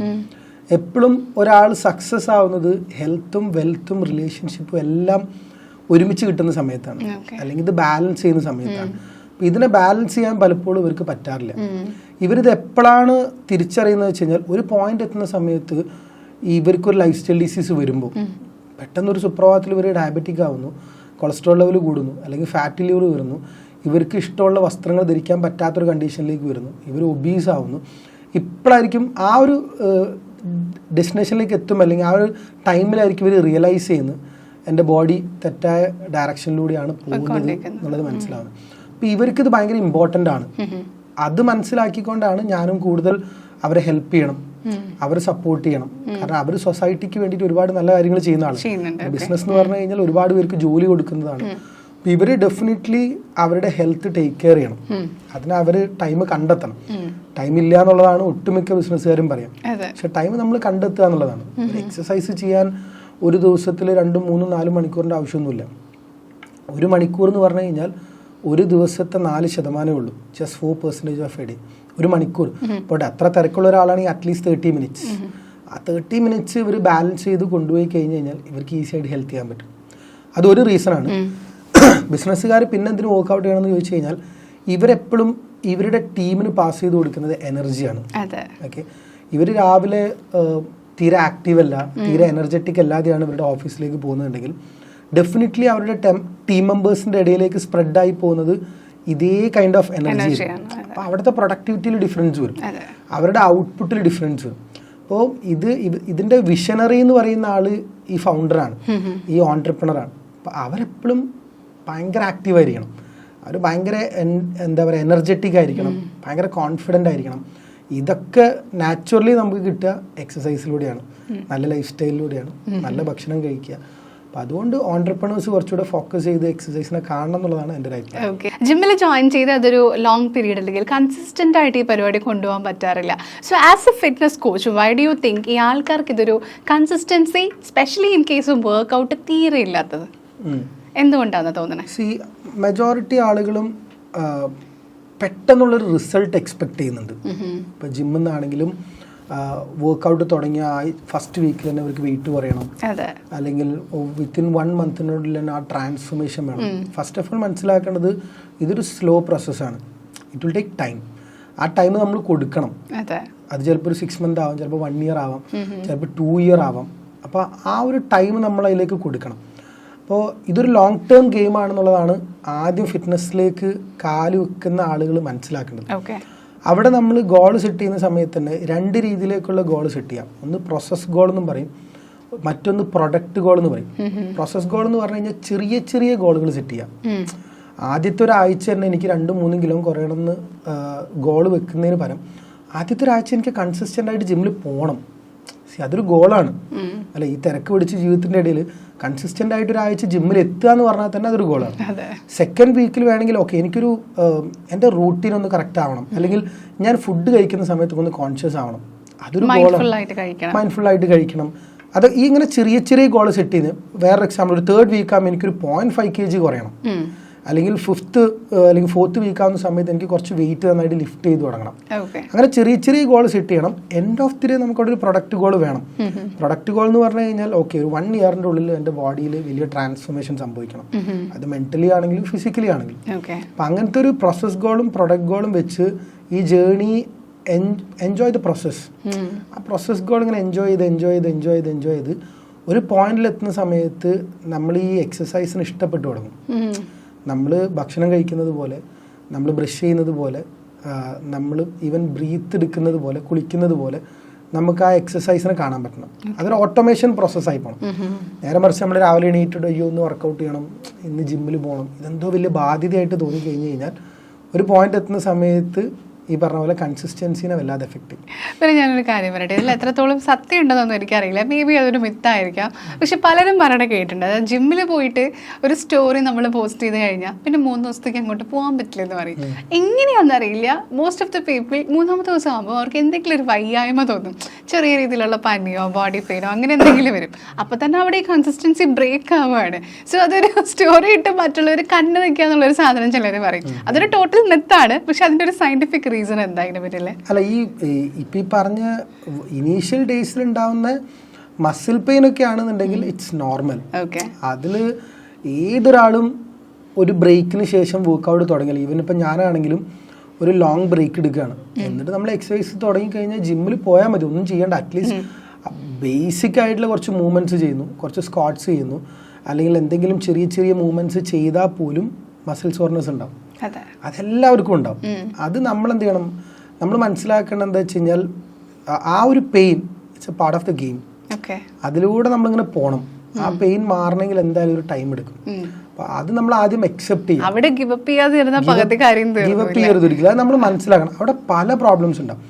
ആദ്യമായിട്ട് ജിമ്മിൽ പോകുന്ന ഒരാൾ, അല്ലെങ്കിൽ ആദ്യമായിട്ട് എക്സസൈസിലേക്ക് കാല് വെക്കുന്ന ഒരാൾ, അവർക്ക് ഉണ്ടാവുന്ന ചാലഞ്ചസ് ആണ് ചിലപ്പം മസിൽ പെയിൻ. ഇനീഷ്യൽ സ്റ്റേജിൽ കാലിൻ്റെ അവിടെ പെയിൻ ഉണ്ടാവും, അബ്ഡമിൻ്റെ അവിടെയൊക്കെ ചിലപ്പോൾ പെയിൻ ഉണ്ടാവും. രണ്ടാമത്താണ് ഇവർക്ക് വല്ലാതെ ഹെഡ് ഏക്ക് ഫീൽ ചെയ്യും ചില ആളുകൾക്ക് വൊമിറ്റിങ്, ഭയങ്കര തലകറക്കും, പിന്നെ വൊമിറ്റിങ്, ഇതൊക്കെ ഭയങ്കര നോർമലാണ്. ഇതൊക്കെ എക്സസൈസിലേക്ക് വരുന്ന സമയത്ത് ഇനീഷ്യൽ സ്റ്റേജിൽ ഉണ്ടാവും. നമ്മൾ മൈൻഡിൽ വെക്കുക there is no gain without any pain. അപ്പോൾ ആ പെയിനിലൂടെ കടന്നു പോയി കഴിഞ്ഞ് കഴിഞ്ഞാൽ ഒരു 2 വീക്സ് 3 വീക്സ് ഒക്കെ കഴിയുമ്പോഴത്തേനും അത് ട്രാക്കിലേക്കാവും. ഓക്കെ, പോസ്റ്റ്മോർട്ടം പ്രഗ്നൻസി വെയിറ്റ് ലോസിൽ ഒരു വലിയ ഭാഗം ആക്ച്വലി ഹെൽത്ത് വിത്ത് ATP വഹിക്കുന്നുണ്ട്. ഒരു ആള് ഡെലിവറിക്ക് ശേഷം, ഒരു ഫീമെയിൽ എത്ര സമയത്തിന് ശേഷം ഫിറ്റ്നസ് അല്ലെങ്കിൽ വർക്ക്ഔട്ടിലേക്ക് ഫോക്കസ് ചെയ്യാം? ഇത് ഡിപ്പെൻഡ്സ് ആണ്. 2 കൈൻഡ് ഓഫ് ഡെലിവറി ആണുള്ളത്. ഒന്ന് നോർമൽ ഡെലിവറിയും 2 സിസേറിയനും ഉണ്ടാവും. അപ്പോൾ C-സെക്ഷൻ ആണെന്നുണ്ടെങ്കിൽ നമ്മൾ പറയുന്നത് എപ്പോഴും 6 months ആണ്. കാരണം അവർക്ക് കുറേ അത് ഹീലാവാനുള്ള ടൈം കൊടുക്കണം, പ്രോപ്പർ ആയിട്ടുള്ള റെസ്റ്റ് വേണം, ഇതൊക്കെ നമുക്ക് ആവശ്യമുണ്ട്. ഒരു നോർമൽ ഡെലിവറി ആണെന്നുണ്ടെങ്കിൽ നമുക്കൊരു 3 months കഴിഞ്ഞ് കഴിഞ്ഞാൽ എക്സസൈസ് സ്റ്റാർട്ട് ചെയ്യാം. ഇവിടെ ഇതിനേക്കാൾ ഇമ്പോർട്ടൻ്റ് ആയിട്ടുള്ളൊരു കാര്യമുണ്ട്. എക്സസൈസിലേക്ക് വരുന്ന സമയത്ത് ഇവർ വളരെ കെയർഫുൾ ആയിരിക്കണം. ഒരു പോസ്റ്റ്മോർട്ടം സ്റ്റേജ് അല്ലെങ്കിൽ ഡെലിവറിക്ക് ശേഷം വെയിറ്റ് കുറയ്ക്കാൻ ആഗ്രഹിക്കുന്ന ആളുകൾ അവർ വെയിറ്റ് കുറയ്ക്കണം എന്നുള്ളതാണ് മൈൻഡിൽ ഫസ്റ്റ് ഉണ്ടാവും. കാരണം ആ ടൈമിലുള്ള ഹോർമോണൽ ഇംബാലൻസ്, ആ ടൈമിൽ ചിലപ്പോൾ വെയിറ്റ് ഗെയിൻ ചെയ്തിട്ടുണ്ടാവും, അവർ കഴിച്ച ഫുഡ് ആവാം, അല്ലെങ്കിൽ ഇൻഫ്ലമേഷൻ ആവും, പല റീസൺ കൊണ്ട് ഹോർമോണൽ ഇംബാലൻസ് ആവും, അവർ ഒബീസ് ആയിട്ടുണ്ടാവും, അല്ലെങ്കിൽ ഓവർ വെയിറ്റ് ആയിട്ടുണ്ടാവും. പക്ഷെ ഒരിക്കലും ഇവരെന്ത് ചെയ്യരുത്, ഇനീഷ്യൽ ഡേയ്സിലോ ഇനീഷ്യൽ മന്തിലോ ഒരു വെയിറ്റ് ലോസ് ഗോൾ സെറ്റ് ചെയ്യാൻ പാടില്ല. 9 മാസം ഒരു കുട്ടീനെ ചുമന്ന് നമ്മൾ നടക്കുന്ന സമയത്ത് അവരുടെ കോറ്, പെൽവിക്ക്, ഗ്ലൂട്ട് മസിൽസ്, ഇത് 3 വീക്കാവും. അത് നാച്ചുറൽ പ്രോസസ്സാണ്. ഇപ്പോൾ എക്സസൈസിലേക്ക് വരുന്ന സമയത്ത്, അത് നോർമൽ ഡെലിവറി ആണെങ്കിലും സിസേറിയൻ ആണെന്നുണ്ടെങ്കിലും ഇനീഷ്യൽ മന്തിലേക്ക് അവരെപ്പോഴും ഫോക്കസ് ചെയ്യേണ്ടത് കോർ സ്ട്രെങ്തനിങ് എക്സസൈസ് ആയിരിക്കണം. കോർ സ്ട്രെങ്തനിങ് നന്നായിട്ട് ബിൽഡ് ചെയ്യുക, ആ കോറ് രണ്ടാമത് റിക്കവർ ചെയ്ത് കൊണ്ടുവരിക, പെൽവിക്ക്, ഗ്ലൂട്ട് മസിൽസ്, എന്നിട്ട് പതുക്കെ എന്ത് ചെയ്യണം, എക്സസൈസിൻ്റെ ഇൻറ്റൻസിറ്റി കൂട്ടുക, പതുക്കെ കാർഡിയോ എക്സസൈസ് കൂട്ടാൻ ശ്രമിക്കുക, പതുക്കെ ലിഫ്റ്റിംഗ് കൂട്ടുക, ഫുഡ് കഴിക്കുന്നതിൽ കോൺഷ്യസ് ആവണം, അറ്റ് ദ സെയിം ടൈം ഫീഡിങ്ങിന് എഫക്റ്റ് ചെയ്യാത്ത രീതിയിലേക്കുള്ള ഡയറ്റ് പ്ലാൻ എടുക്കുക. അവിടെ നല്ലൊരു ഡയറ്റീഷ്യനെ കൺസൾട്ട് ചെയ്യേണ്ടി വരും. അപ്പോൾ ഡെലിവറിക്ക് ശേഷമുള്ള ആളുകൾ 3 months 6 months ആണ് ടൈം. പക്ഷെ അതിനേക്കാൾ ഇമ്പോർട്ടൻ്റ് ആണ് ഞാൻ ഈ പറഞ്ഞ ഈ ഒരു പ്രോസസ്സ്. നമ്മൾ പറയാറില്ല, അതായത് നമ്മൾ കുറേ വീഡിയോസ് നമ്മൾ സോഷ്യൽ മീഡിയയിൽ കാണും. അതായത് പ്രഗ്നൻസി, ആ പ്രഗ്നന്റ് ബെല്ലിയോട് കൂടി തന്നെ പല സ്ത്രീകളും വർക്ക്ഔട്ട് ചെയ്യുന്നുണ്ട്, ഹെവി വെയിറ്റ് ലിഫ്റ്റ് ചെയ്യുന്ന ആൾക്കാർ വരെയുണ്ട്. അപ്പോൾ ഇപ്പോൾ ആൾക്കാർ പറയും പണ്ടൊക്കെ അമ്മൂമ്മമാർ ഈ ത്രൂ ഔട്ട് പ്രഗ്നൻസി പീരീഡ് അവരും ഈ പറഞ്ഞ പോലെ ഹെവി പണികളൊക്കെ എടുക്കുന്നുണ്ട്, അപ്പോൾ പിന്നെ എന്തുകൊണ്ട് നിങ്ങൾക്ക് വർക്ക്ഔട്ടിന് പൊക്കൂടാ? ശരിക്കും ആ ഒരു ലേറ്റ് പ്രഗ്നൻസി ടൈമിൽ, ഡെലിവറി ടൈമിലോട്ട് പോകുന്ന സമയത്ത് ഹെവി വെയിറ്റ് ഒക്കെ ലിഫ്റ്റ് ചെയ്ത് വർക്ക്ഔട്ട് ചെയ്യുന്നത് സേഫ് ആണോ? ആക്ച്വലി പ്രഗ്നൻസി സമയത്ത് വർക്കൗട്ട് ചെയ്യാൻ പറ്റും, but there is some condition. റെഗുലറായിട്ട് എക്സസൈസ് ചെയ്തുകൊണ്ടിരിക്കുന്ന ഒരാളാണെങ്കിൽ, ഇപ്പോൾ വർഷങ്ങളായിട്ട് എക്സസൈസ് ചെയ്യുന്നുണ്ട്, വർഷങ്ങളായിട്ട് വെയിറ്റ് ലിഫ്റ്റ് ചെയ്യുന്നുണ്ട്, ഹൈ ഇൻറ്റൻസിറ്റി ഇൻ്റർവൽ ട്രെയിനിങ് ചെയ്യുന്നുണ്ട്, കാർഡിയോ എല്ലാം ചെയ്യുന്ന ഒരാൾക്ക് പ്രഗ്നൻസി സമയത്ത് വർക്കൗട്ട് സ്റ്റോപ്പ് ചെയ്യേണ്ട ആവശ്യമൊന്നുമില്ല. അത് അവർ ഏത് പീരീഡിലാണെങ്കിൽ അവർക്ക് വർക്കൗട്ട് ചെയ്യാം, അത് ഏത് മാസമാണെന്നുണ്ടെങ്കിൽ അവർക്ക് വർക്കൗട്ട് ചെയ്യാം. പക്ഷേ ഒരു വർക്കൗട്ട് ചെയ്ത് എക്സ്പീരിയൻസ് ഇല്ലാത്ത ഒരാൾ, ഇന്നേ വരെ എക്സസൈസ് ചെയ്യുന്നില്ല, അതിനോട് തീരെ പാഷനില്ല, ഒരു എക്സ്പീരിയൻസും ഇല്ലാത്ത ഒരാൾ പ്രഗ്നൻസി സമയത്ത് വർക്കൗട്ട് തുടങ്ങണ്ട. അതത്രത്തോളം സേഫ് അല്ല. അതുവരെ ഇല്ലാത്ത ഒരാൾ എനിക്ക് നോർമൽ ഡെലിവറി ആവണം, അതിന് ഞാൻ ഇന്ന എക്സസൈസ് ചെയ്യണം. കാരണം ഒരു എക്സ്പീരിയൻസ് ഇല്ലാത്ത ഒരാൾ ആ ടൈമിൽ വരുത്തി വെക്കുന്ന ചില മിസ്റ്റേക്കുകളായിരിക്കും. ചിലപ്പോൾ പോസ്റ്റർ കറക്റ്റ് അല്ലാതെ വെയിറ്റ്സ് എടുക്കുക, അല്ലെങ്കിൽ ആവശ്യമില്ലാത്ത കൂടുതൽ കാർഡിയോ എക്സസൈസ് ചെയ്യുക, അവർക്ക് ബാക്ക് പെയിൻ വരാനും നീ പെയിൻ വരാനും ഇതൊക്കെ കാരണം. എക്സസൈസ് ചെയ്യാൻ പറ്റുമെന്ന് വെച്ച് കഴിഞ്ഞാൽ വർഷങ്ങളായിട്ട് വർക്കൗട്ട് ചെയ്തുകൊണ്ടിരിക്കുന്ന ഒരാളാണെങ്കിൽ ഏത് പ്രഗ്നൻസി പീരീഡിലും വർക്കൗട്ട് സ്റ്റോപ്പ് ചെയ്യേണ്ട, ദേ ക്യാൻ കണ്ടിന്യൂ. പക്ഷെ ഒരു ബിഗിനറാണ്, ഒരു എക്സ്പീരിയൻസും ഇല്ലാത്ത ഒരാൾ പ്രഗ്നൻസി സമയത്ത് വർക്കൗട്ട് പുതിയതായിട്ട് തുടങ്ങുന്നത് അത്ര സേഫ് അല്ല. അവിടെ വേണമെങ്കിൽ ചെറിയ യോഗ പോലത്തെ ചെറിയ മൂവ്മെൻറ്റ്സുകൾ, അതും ഡോക്ടറുടെ സൂപ്പർവിഷനോട് കൂടിയിട്ട്, അവരുടെ ഗൈനക്കോളജിസ്റ്റിൻ്റെ സൂപ്പർവിഷനോട് കൂടിയിട്ട് ചെയ്യാം. അതും നല്ലൊരു ട്രെയിനറെ, ഇൻസ്ട്രക്ടറുടെ സൂപ്പർവിഷനും വേണം.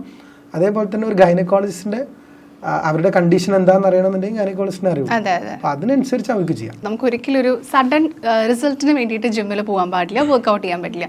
പക്ഷെ അങ്ങനെയാണെങ്കിൽ നമ്മൾ ഈ സോഷ്യൽ മീഡിയയിൽ കാണത്തില്ലേ 10-day challenge, 30-day workout challenge, 30 days weight loss ചെയ്യാന്നൊക്കെ പറയണേ. അപ്പോൾ ഒരു ലോങ് ടേം റിസൾട്ട് ആണ് ഈ വർക്ക്ഔട്ട് തരുന്നതെങ്കിൽ ഈ 10 days ചാലഞ്ച് ഒക്കെ ഭയങ്കര സ്കാം ആണോ?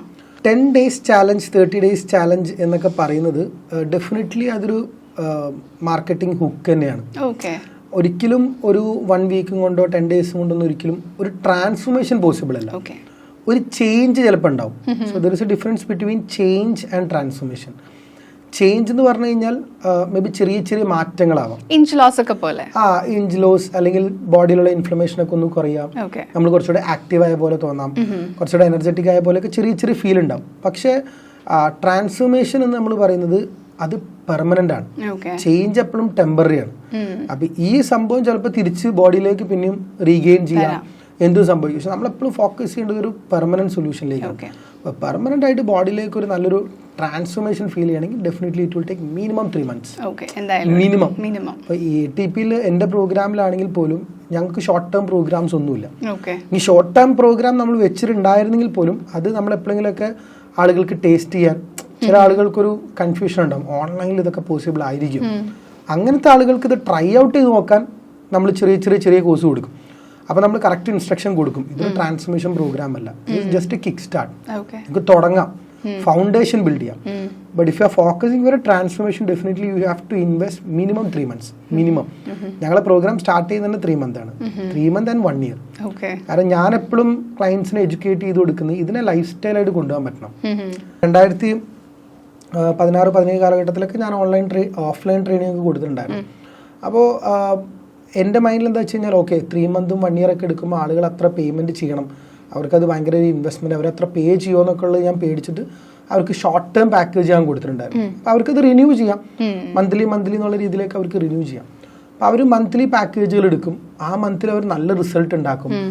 പക്ഷെ ആ ഒരു 1 month കഴിയുന്നതോട് കൂടിയിട്ട് പിന്നെ അവരെ കാണാണ്ടാവും ജിമ്മിൽ നിന്ന്. അവർക്ക് നല്ല റിസൾട്ട് കിട്ടും.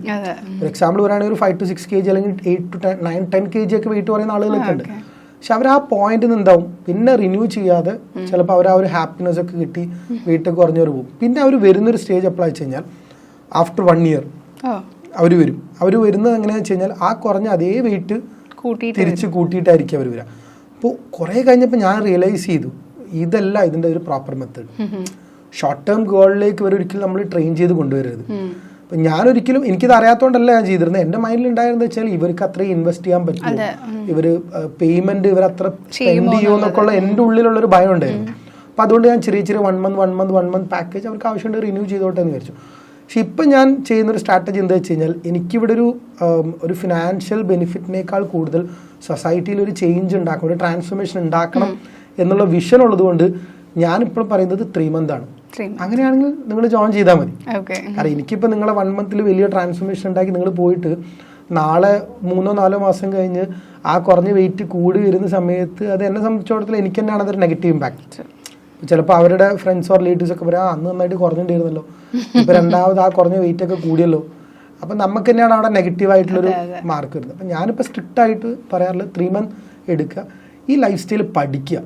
നാളെയോ മറ്റന്നാളെയോ ഹെൽത്ത് വിത്ത് ATP എന്നുള്ളൊരു ഓർഗനൈസേഷൻ അല്ലെങ്കിൽ കമ്പനി നിങ്ങളെ കൂടെ ഇല്ലെങ്കിലും നിങ്ങൾക്ക് ഇൻഡിപെൻഡന്റ് ആയിട്ട് ഇത് ചെയ്യാൻ പറ്റണം. ഇൻഡിപെൻഡന്റ് ആയിട്ട് നിങ്ങൾക്ക് എങ്ങനെ ഒരു ഡയറ്റ് എടുക്കാം, ഈ ലൈഫ് സ്റ്റൈൽ കൊണ്ടുപോകാം, എങ്ങനെ എക്സസൈസ് ചെയ്യാം, ഇത് ഫുള്ളും 3 മാസം കൊണ്ട് ഇവരെ പഠിപ്പിച്ചിട്ടേ നമ്മൾ വിടുള്ളൂ. അപ്പൊ അവർക്ക് എന്താ ആ ലൈഫ് സ്റ്റൈൽ അവർ പഠിക്കും, അവരത് മെയിൻറ്റെയിൻ ചെയ്യും, ഡെയിലി റുട്ടീന്റെ ഭാഗമായിട്ട് ആ റൂട്ടീൻ ആക്കാൻ പറ്റണം. അവിടെയാണ് ഇതിന്റെ ഗെയിം. അതല്ലാന്നുണ്ടെങ്കിൽ നമ്മൾ എത്രയൊക്കെ അവർ ഇൻജക്ട് ചെയ്യാൻ നോക്കിയാലും ഒരു എക്സ്ട്രെൻസിക് മോട്ടിവേഷന്റെ ബാക്കിൽ ഒരു വർക്ക് ചെയ്യുള്ളൂ. ഒരു ട്രെയിനറിന് എപ്പോഴും പുഷ് ചെയ്ത് ഓക്കെ നീ വർക്ക്ഔട്ട് ചെയ്യും, നീ ഡയറ്റ് ചെയ്യും, ഇതൊക്കെ ആക്ച്വലി എക്സ്ട്രെൻസിക് മോട്ടിവേഷനാണ്. നമ്മൾ യൂട്യൂബിൽ ഒരു വീഡിയോ കണ്ട് വെയിറ്റ് ലോസിന്റെ ഒരു ട്രാൻസ്ഫോർമേഷന്റെ ഒരു വീഡിയോ കണ്ട് ചെയ്യുന്നത് എക്സ്ട്രെൻസിക് മോട്ടിവേഷൻ. ഒരു റീല് കാണുന്നു, വെയിറ്റ് ലോസിന്റെ ഒരു റീല് കാണുന്നു, പെട്ടെന്ന് പോയിട്ട് നമ്മൾ ആക്ഷൻ എടുക്കുന്നു, അതൊരു എക്സ്ട്രെൻസിക് മോട്ടിവേഷൻ. ബുക്ക് വായിക്കുന്നു, ബുക്കിൽ നല്ല എന്തെങ്കിലും ഒരു നമ്മളെ റോൾ മോഡൽ ആക്കുന്ന ഏതെങ്കിലും ഒരു ആക്ട്രസിന്റെ ആ ആക്ടറിന്റെ ഒരു ഫോട്ടോ കാണുന്നത് അതൊരു എക്സ്ട്രെൻസിക് മോട്ടിവേഷനാണ്. പക്ഷെ ഇത് ഫിറ്റ്നസ്സിൽ ഒരിക്കലും ലോങ് ടേമിൽ റൺ ആവില്ല. ലോങ് ടേമിൽ റൺ ആവുന്നത് ഇൻട്രൻസിക് മോട്ടിവേഷനാണ്. ഉള്ളിൽ നിന്നും ആ ഫയർ വരണം. എനിക്ക് ഫിറ്റ്നസ് വേണം അല്ലെ, എനിക്ക് ഒരാൾ ഡിപ്പെൻഡ് ചെയ്യാതെ ഈ ലൈഫ് മുമ്പോട്ട് കൊണ്ടുപോകണം, എൻ്റെ ഫിറ്റ്നസ് എനിക്ക് ഇമ്പോർട്ടൻ്റ്, എൻ്റെ സ്ട്രെങ്ത് എനിക്ക് ഇമ്പോർട്ടൻ്റ് ആണ്, എൻ്റെ കോൺഫിഡൻസ്, എനിക്ക് ഡ്രസ്സ് ഇടുന്ന സമയത്ത് കണ്ണാടിയിൽ നോക്കുന്ന സമയത്ത് ഒരു ഫോട്ടോയുടെ മുമ്പിൽ പോസ്റ്റ് ചെയ്യാൻ എനിക്ക് ഭയങ്കര കോൺഫിഡൻ്റ് ആയിട്ട് നിൽക്കാൻ പറ്റണം. അത് ഞാൻ ചെയ്യും. അതിനുവേണ്ടി ഏത് ലെവലിലേക്ക് ഞാൻ പോകുന്നുള്ളൊരു ഇൻട്രൻസിക് മോട്ടിവേഷൻ ഉള്ളിൽ നിന്ന് വരുന്നത് മാത്രമേ ലോങ് ടേമിലേക്ക് വർക്ക് ചെയ്യുന്ന സ്ട്രാറ്റജി ഇങ്ങനെയൊക്കെയാണ്. ഇതന്നെ ഞാൻ എൻ്റെ എക്സാമ്പിൾ പറയുകയാണെങ്കിൽ ഇതിലേക്കൊക്കെ ഞാൻ എത്തുന്ന ഒരു 8-9 years കഴിഞ്ഞിട്ടാണ്. അപ്പോൾ ഏതൊരു ഫിറ്റ്നസ് ഇൻസ്ട്രക്ടറെ പോലെയും ഇനീഷ്യൽ സ്റ്റേജിൽ പല കാര്യങ്ങളും പഠിക്കാൻ ഞാനും പ്രയാസപ്പെട്ടിട്ടുണ്ടായിരുന്നു. പക്ഷെ ഒരു പോയിന്റ് എത്തിയപ്പോൾ നമ്മൾ റിയലൈസ് ചെയ്തു ഇതിനൊരു ലോങ് ടേം ഗോള് പഠിപ്പിച്ചു കൊടുക്കണം, ആളുകളെ എഡ്യൂക്കേറ്റ് ചെയ്ത് കൊടുക്കണം, അവയർനെസ് കൊടുക്കണം. അപ്പൊ അങ്ങനെയാണ് ഞാൻ ഇതിലേക്ക് ഡെപ്തിലേക്ക് എത്തിയത്. ഓക്കെ, ഈ ചില ആൾക്കാര് ഒരു ദിവസം ഒരു തവണ വർക്ക്ഔട്ട് ചെയ്യും, ഇത് മോർണിംഗ് ഓർ ഈവനിങ് വർക്ക്ഔട്ട് ചെയ്യുന്നവർ, ചിലർ 2 നേരം വർക്ക്ഔട്ട് ചെയ്യും, ചിലർ 3 നേരം വർക്ക്ഔട്ട് ചെയ്യുന്നവരുണ്ട്. ശരിക്കും ഈ 3 നേരം 2 നേരമൊക്കെ വർക്ക്ഔട്ട് ചെയ്യേണ്ട ആവശ്യമുണ്ടോ ഒരു മനുഷ്യൻ? ഒരു കാരണവശാലും 1 മണിക്കൂറിൽ കൂടുതൽ വർക്ക്ഔട്ട് ചെയ്യാൻ പാടില്ല. മാക്സ് ടു മാക്സ് ഒരു ദിവസം 1 മണിക്കൂർ വർക്ക്ഔട്ട് ചെയ്യാൻ പാടില്ല. എന്തുകൊണ്ടാണെന്ന് വെച്ച് കഴിഞ്ഞാൽ ഇപ്പോൾ രാവിലെ 1 മണിക്കൂർ ചെയ്യുന്നു, ഈവനിങ് 1 മണിക്കൂർ ചെയ്യുന്നു. ബോഡീനെ ഒരു കാരണവശാലും നമ്മൾ എന്ത് ചെയ്യരുത്, പണിഷ് ചെയ്യരുത്. ഓവർ ഡൂയിങ് എക്സസൈസ് എന്ന് പറഞ്ഞാൽ ബോഡീനെ പണിഷ് ചെയ്യുന്നതിന് തുല്യമാണ്. നമ്മൾ വിചാരിക്കും പെട്ടെന്ന് വെയിറ്റ് കുറയാൻ രാവിലെ വർക്ക്ഔട്ട് ചെയ്യണം, ഈവനിങ് വർക്ക്ഔട്ട് ചെയ്യണം. അങ്ങനെ ചെയ്യുന്ന സമയത്ത് ബോഡിയിലെ മസിൽസ് ലൂസായി പോകും, ഒന്ന് മെറ്റബോളിസം കുറയും. അത് കാരണം അവരുടെ ഫാറ്റ് ബേണിംഗ് പ്രോസസ്സ് ഭയങ്കര സ്ലോ ആവും. ഒരു കാരണവശാലും ഓവർ ഡൂയിങ് എക്സസൈസ് ബോഡിയിലേക്ക് കൊടുക്കരുത്. അത് ഒരിക്കലും പോസിറ്റീവായിട്ടുള്ളൊരു ഇമ്പാക്റ്റ് അല്ല ഉണ്ടാകും, അതിന് പകരം വലിയ രീതിയിലേക്കുള്ള നെഗറ്റീവ് ഇമ്പാക്ട് വരും. അത് കാരണം ഈ ഹൃദയ സംബന്ധമായിട്ടുള്ള പ്രശ്നങ്ങൾ വരുന്ന ആളുകളുണ്ട്. അതുകൊണ്ടായിരിക്കും ജിമ്മിൽ വർക്ക്ഔട്ട് ചെയ്തതിന് ശേഷം കൂടുതൽ ആൾക്കാർക്ക് കാർഡിയോളജി റിലേറ്റഡ് ആയിട്ടുള്ള പ്രോബ്ലംസ് സ്പോട്ട് ചെയ്യുന്നത്. കാർഡിയാക് അറസ്റ്റ് വരാൻ ജിമ്മിൽ നിന്ന് ഈ കാർഡിയാക് അറസ്റ്റ് ഒന്ന് മരണപ്പെട്ടു വരുന്ന എണ്ണം കുറെ കൂടുന്നുണ്ട്. ഇതിന് മെയിനായിട്ട് ഈ അമേരിക്കൻ കൗൺസിൽ ഓൺ എക്സസൈസ് എന്ന് പറഞ്ഞ സർട്ടിഫിക്കേഷനിൽ പറയുന്ന കുറച്ച് റീസൺസ് ഉണ്ട്. ഒന്ന്, ഏജ് ഒരു ഫാക്ടറാണ്. ഇപ്പം പുരുഷന്മാരാണെങ്കിൽ 45 വയസ്സിന് മുകളിലാണെങ്കിൽ അതൊരു ഫാക്ടർ തന്നെയാണ്, റിസ്ക് ഫാക്ടറാണ്. സ്ത്രീകളാണെങ്കിൽ 50 വയസ്സിന് മുകളിൽ എന്തോ ആണ്, അതൊരു റിസ്ക് ഫാക്ടറാണ്. അപ്പൊ ആ ഒരു റിസ്ക് ഫാക്ടറിലുള്ള ആളുകൾ വളരെ കോൺഷ്യസ് ആയിരിക്കണം, ജിമ്മിലാണെങ്കിലും എവിടെ നിന്നാണെങ്കിലും. രണ്ടാമത്തത്, ഇവർക്ക് എന്തെങ്കിലും ഡയബറ്റിക് ഉണ്ടെങ്കിൽ അതൊരു റിസ്ക് ഫാക്ടറാണ്. മൂന്നാമത്തത്, കൊളസ്ട്രോൾ ലെവൽ കൂടുതലാണെങ്കിലും റിസ്ക് ഫാക്ടറാണ്. നാലാമത്തത്, ഇവരുടെ ഫാമിലിക്ക്, ഫോർ എക്സാമ്പിൾ ഇവരുടെ ഫാദറിനോ മദറിനോ ഹൃദയ സംബന്ധമായിട്ടുള്ള എന്തെങ്കിലും പ്രശ്നങ്ങളോ അല്ലെങ്കിൽ അത് കാരണം അവർ മരണപ്പെട്ടു പോവുകയോ അങ്ങനെ എന്തെങ്കിലും ഉണ്ടെങ്കിൽ അത് ഇവർക്കും റിസ്ക് ഫാക്ടറാണ്. സ്മോക്ക് ചെയ്യുന്ന ഒരാളുണ്ടെങ്കിൽ അത് റിസ്ക് ഫാക്ടറാണ്. ഒബീസ് ആണെങ്കിൽ, അതായത് ഐഡിയൽ വെയിറ്റ് ഒരു 70 kg ആണെന്ന് വിചാരിക്കാം, അവർക്ക് ഉണ്ടാവേണ്ടത്. അതൊരു 80 kg മുകളിലാണെങ്കിൽ ഒബീസിറ്റി എന്ന് വേണമെങ്കിൽ നമുക്ക് വിളിക്കാം, അല്ലെങ്കിൽ ഒരു 85 മുകളിലാണെങ്കിൽ ഒബീസിറ്റി, അതും ഇവർക്ക് റിസ്ക് ഫാക്ടറാണ്. അപ്പോൾ ഈ 2 റിസ്ക് ഫാക്ടറിൽ കൂടുതലുള്ള ഒരാൾ ഒരു കാരണവശാലും ജിമ്മുകളിലോ അല്ലെങ്കിൽ പൊതുവെയുള്ള സ്ഥലങ്ങളിൽ പോയിട്ട് ഹൈ ഇൻറ്റൻസിറ്റി വർക്കൗട്ട് ചെയ്യാൻ പാടില്ല. ഒരു എക്സാമ്പിൾ പറയുകയാണെങ്കിൽ ട്രെഡ്മില്ലിൽ കുറേ നേരം ഓടുക, എയറോബിക്സ് എക്സസൈസ് കൂടുതൽ നേരം ചെയ്യുക, സുംബ എക്സസൈസ് ഒക്കെ 1 മണിക്കൂർ കണ്ടിന്യൂസ് ആയിട്ട് ചെയ്യുക. 2 റിസ്ക് ഫാക്ടറിൽ കൂടുതലുള്ള ആളുകളാണ് പറയുന്നത്. ടർഫിൽ ഫുട്ബോൾ കളിക്കുക, ഇതൊക്കെ ആക്ച്വലി ഞാൻ ഈ പറഞ്ഞ ഏതെങ്കിലും 2 റിസ്ക് ഫാക്ടർ ഉണ്ടെങ്കിൽ, 2 റിസ്ക് ഫാക്ടറിൽ കൂടുതലുണ്ടെങ്കിൽ, പക്ഷേ ഇതിൽ ഒരു റിയാലിറ്റി എന്താ വെച്ച് കഴിഞ്ഞാൽ നമ്മുടെ പബ്ലിക്കിൽ ഒരു 60% ആളുകൾ കൂടുതൽ ഈ 2 റിസ്ക് ഫാക്ടറിന് മുകളിൽ ഒന്നില്ലെങ്കിൽ ഈ പറഞ്ഞ പോലെ എന്തെങ്കിലും ഡയബറ്റിക് എന്തെങ്കിലും ലൈഫ് സ്റ്റൈൽ ഡിസീസ് ഉണ്ടാവും, അല്ലെങ്കിൽ ഒബീസിറ്റി ഉണ്ടാവും. ഇനി അതല്ലെങ്കിൽ അവരുടെ ഫാമിലിക്ക് ആർക്കെങ്കിലും ഇതുപോലത്തെ റിലേറ്റ് ചെയ്തുള്ള കണ്ടീഷൻ അത് ഹെറിഡിറ്ററി ആയിട്ട് ഇവരേക്ക് വരും. ഇത് നമ്മൾ മൈൻഡിൽ വെച്ചാൽ മതി. ഇതിൽ നമ്മൾ കാൽക്കുലേറ്റ് ചെയ്യുക നമുക്ക് ഇതിൽ എത്ര റിസ്ക് ഫാക്ടർ ഉണ്ട്, 2ൽ കൂടുതലാണ് എന്നുണ്ടെങ്കിൽ ചെയ്യരുത് എന്നല്ല, ഹെവി ആയിട്ട് ചെയ്യരുത്, ഹൈ ഇന്റൻസിറ്റിയിൽ നമ്മൾ വർക്ക്ഔട്ട് ചെയ്യുന്നത് വളരെ കോൺഷ്യസ് ആവണം. 2ൽ കുറവാണെന്നുണ്ടെങ്കിൽ നമുക്ക് എങ്ങനെയും ചെയ്യാം, ഏത് ഇമ്പാക്റ്റിലും ചെയ്യാം, നമ്മളതിൽ ടെൻഷൻ ആവുക വേണ്ട, നമ്മളതിൽ അത്ര ബോധേഡ് ആവണ്ട, നമുക്ക് ചെയ്യാം. അതാണ് പൊതുവെ ഈ കാർഡിയാക് അറസ്റ്റ് പോലത്തെ പ്രോബ്ലംസ് ഒക്കെ ജിമ്മുകളിൽ അല്ലെങ്കിൽ വർക്ക്ഔട്ട് ചെയ്യുന്ന സമയത്ത് വരാനുള്ള പ്രധാനപ്പെട്ട. ഇപ്പോൾ നമ്മൾ നോക്കുമ്പോൾ സാനിയ അയ്യപ്പനൊക്കെ അത്യാവശ്യം ഫിറ്റ്നസ് ആയിട്ടുള്ള ഒരാളാണ്, വെരി ടോൺഡ്, അധികം ബോഡി ഫാറ്റും കാര്യങ്ങളൊന്നും ഇല്ല, ബട്ട് സ്റ്റിൽ കൺസ്റ്റന്റ് ആയിട്ട് ഈ പിലാറ്റസ് പോലെയുള്ള വർക്ക്ഔട്ടും കാര്യങ്ങളൊക്കെ ചെയ്യുന്ന ആളാണ്. അപ്പോൾ എനിക്ക് തോന്നുന്നു ആ ട്രെൻഡൊക്കെ കണ്ടിട്ട് സാധാരണ ആൾക്കാരും ഈ പിലാറ്റസ് ഫോക്കസ് ചെയ്ത് പോകുന്നുണ്ട്. ശരിക്കും നമ്മൾ ട്രെൻഡ് ഫോക്കസ് ചെയ്ത് വർക്ക്ഔട്ട് ചെയ്യണോ അതോ വേറെ എന്താണ് അതിന്റെ ഒരു രീതി? ട്രെൻഡ് എല്ലാ കാലവും ഉണ്ടാവും. ഓരോന്ന് ഇതിനു മുമ്പ് ഈ പറഞ്ഞ പോലെ എയറോബിക്സ്, സുംബ നല്ല ട്രെൻഡിങ് ആയ ഒരു കാലഘട്ടം ഉണ്ടായിരുന്നു. ഇപ്പോഴും സുംബ ചെയ്യുന്ന ആളുകളുണ്ട്. അനിമൽ ഫ്ലോ മൂവ്മെന്റ്സ് നല്ല ട്രെൻഡാണ്. കെറ്റിൽ ബെൽ ട്രെയിനിങ് ഉണ്ട്, പിന്നെ പിലാറ്റസ് ഉണ്ട്. അങ്ങനെ ഡിഫറെന്റ് ആയിട്ടുള്ള ട്രെൻഡുകൾ എപ്പോഴും നമ്മൾ മാർക്കറ്റിലുണ്ടാവും. ഇതൊന്നും ട്രൈ ഔട്ട് ചെയ്ത് നോക്കണ്ടെന്നല്ല, നമ്മളെപ്പോഴും ഫിസിക്കൽ ആക്ടിവിറ്റി അങ്ങനെ ഡിഫറെന്റ് ആയിട്ടുള്ള മൂവ്മെന്റ്സ് ട്രൈ ചെയ്യുന്നത് എപ്പോഴും ബോഡിക്ക് നല്ലതാണ്. ഞാൻ തന്നെ എൻ്റെ ക്ലയൻസിൻ്റെ അടുത്ത് ഇപ്പോൾ കാർഡിയോ എക്സസൈസ് ചെയ്യാൻ പറയാനാണെങ്കിൽ എന്നും ജിമ്മിൽ പോയി ട്രെഡ്മിൽ ചെയ്യാൻ ഞാൻ ഒരിക്കലും റെക്കമെൻഡ് ചെയ്യില്ല. ഇടയ്ക്ക് പുറത്തു പോയിട്ട് നടക്കാൻ പോവാം, ഇടയ്ക്ക് സൈക്ലിംഗ് ചെയ്യാം, ഇടയ്ക്ക് സ്വിമ്മിങ് ചെയ്യാം. ഇതൊക്കെ ഒരേ സമയം നമുക്ക് കാർഡിയോ റെസ്പിറേറ്ററി ഇംപ്രൂവ് ചെയ്യാൻ സഹായിക്കുന്ന എക്സസൈസുകളാണ്.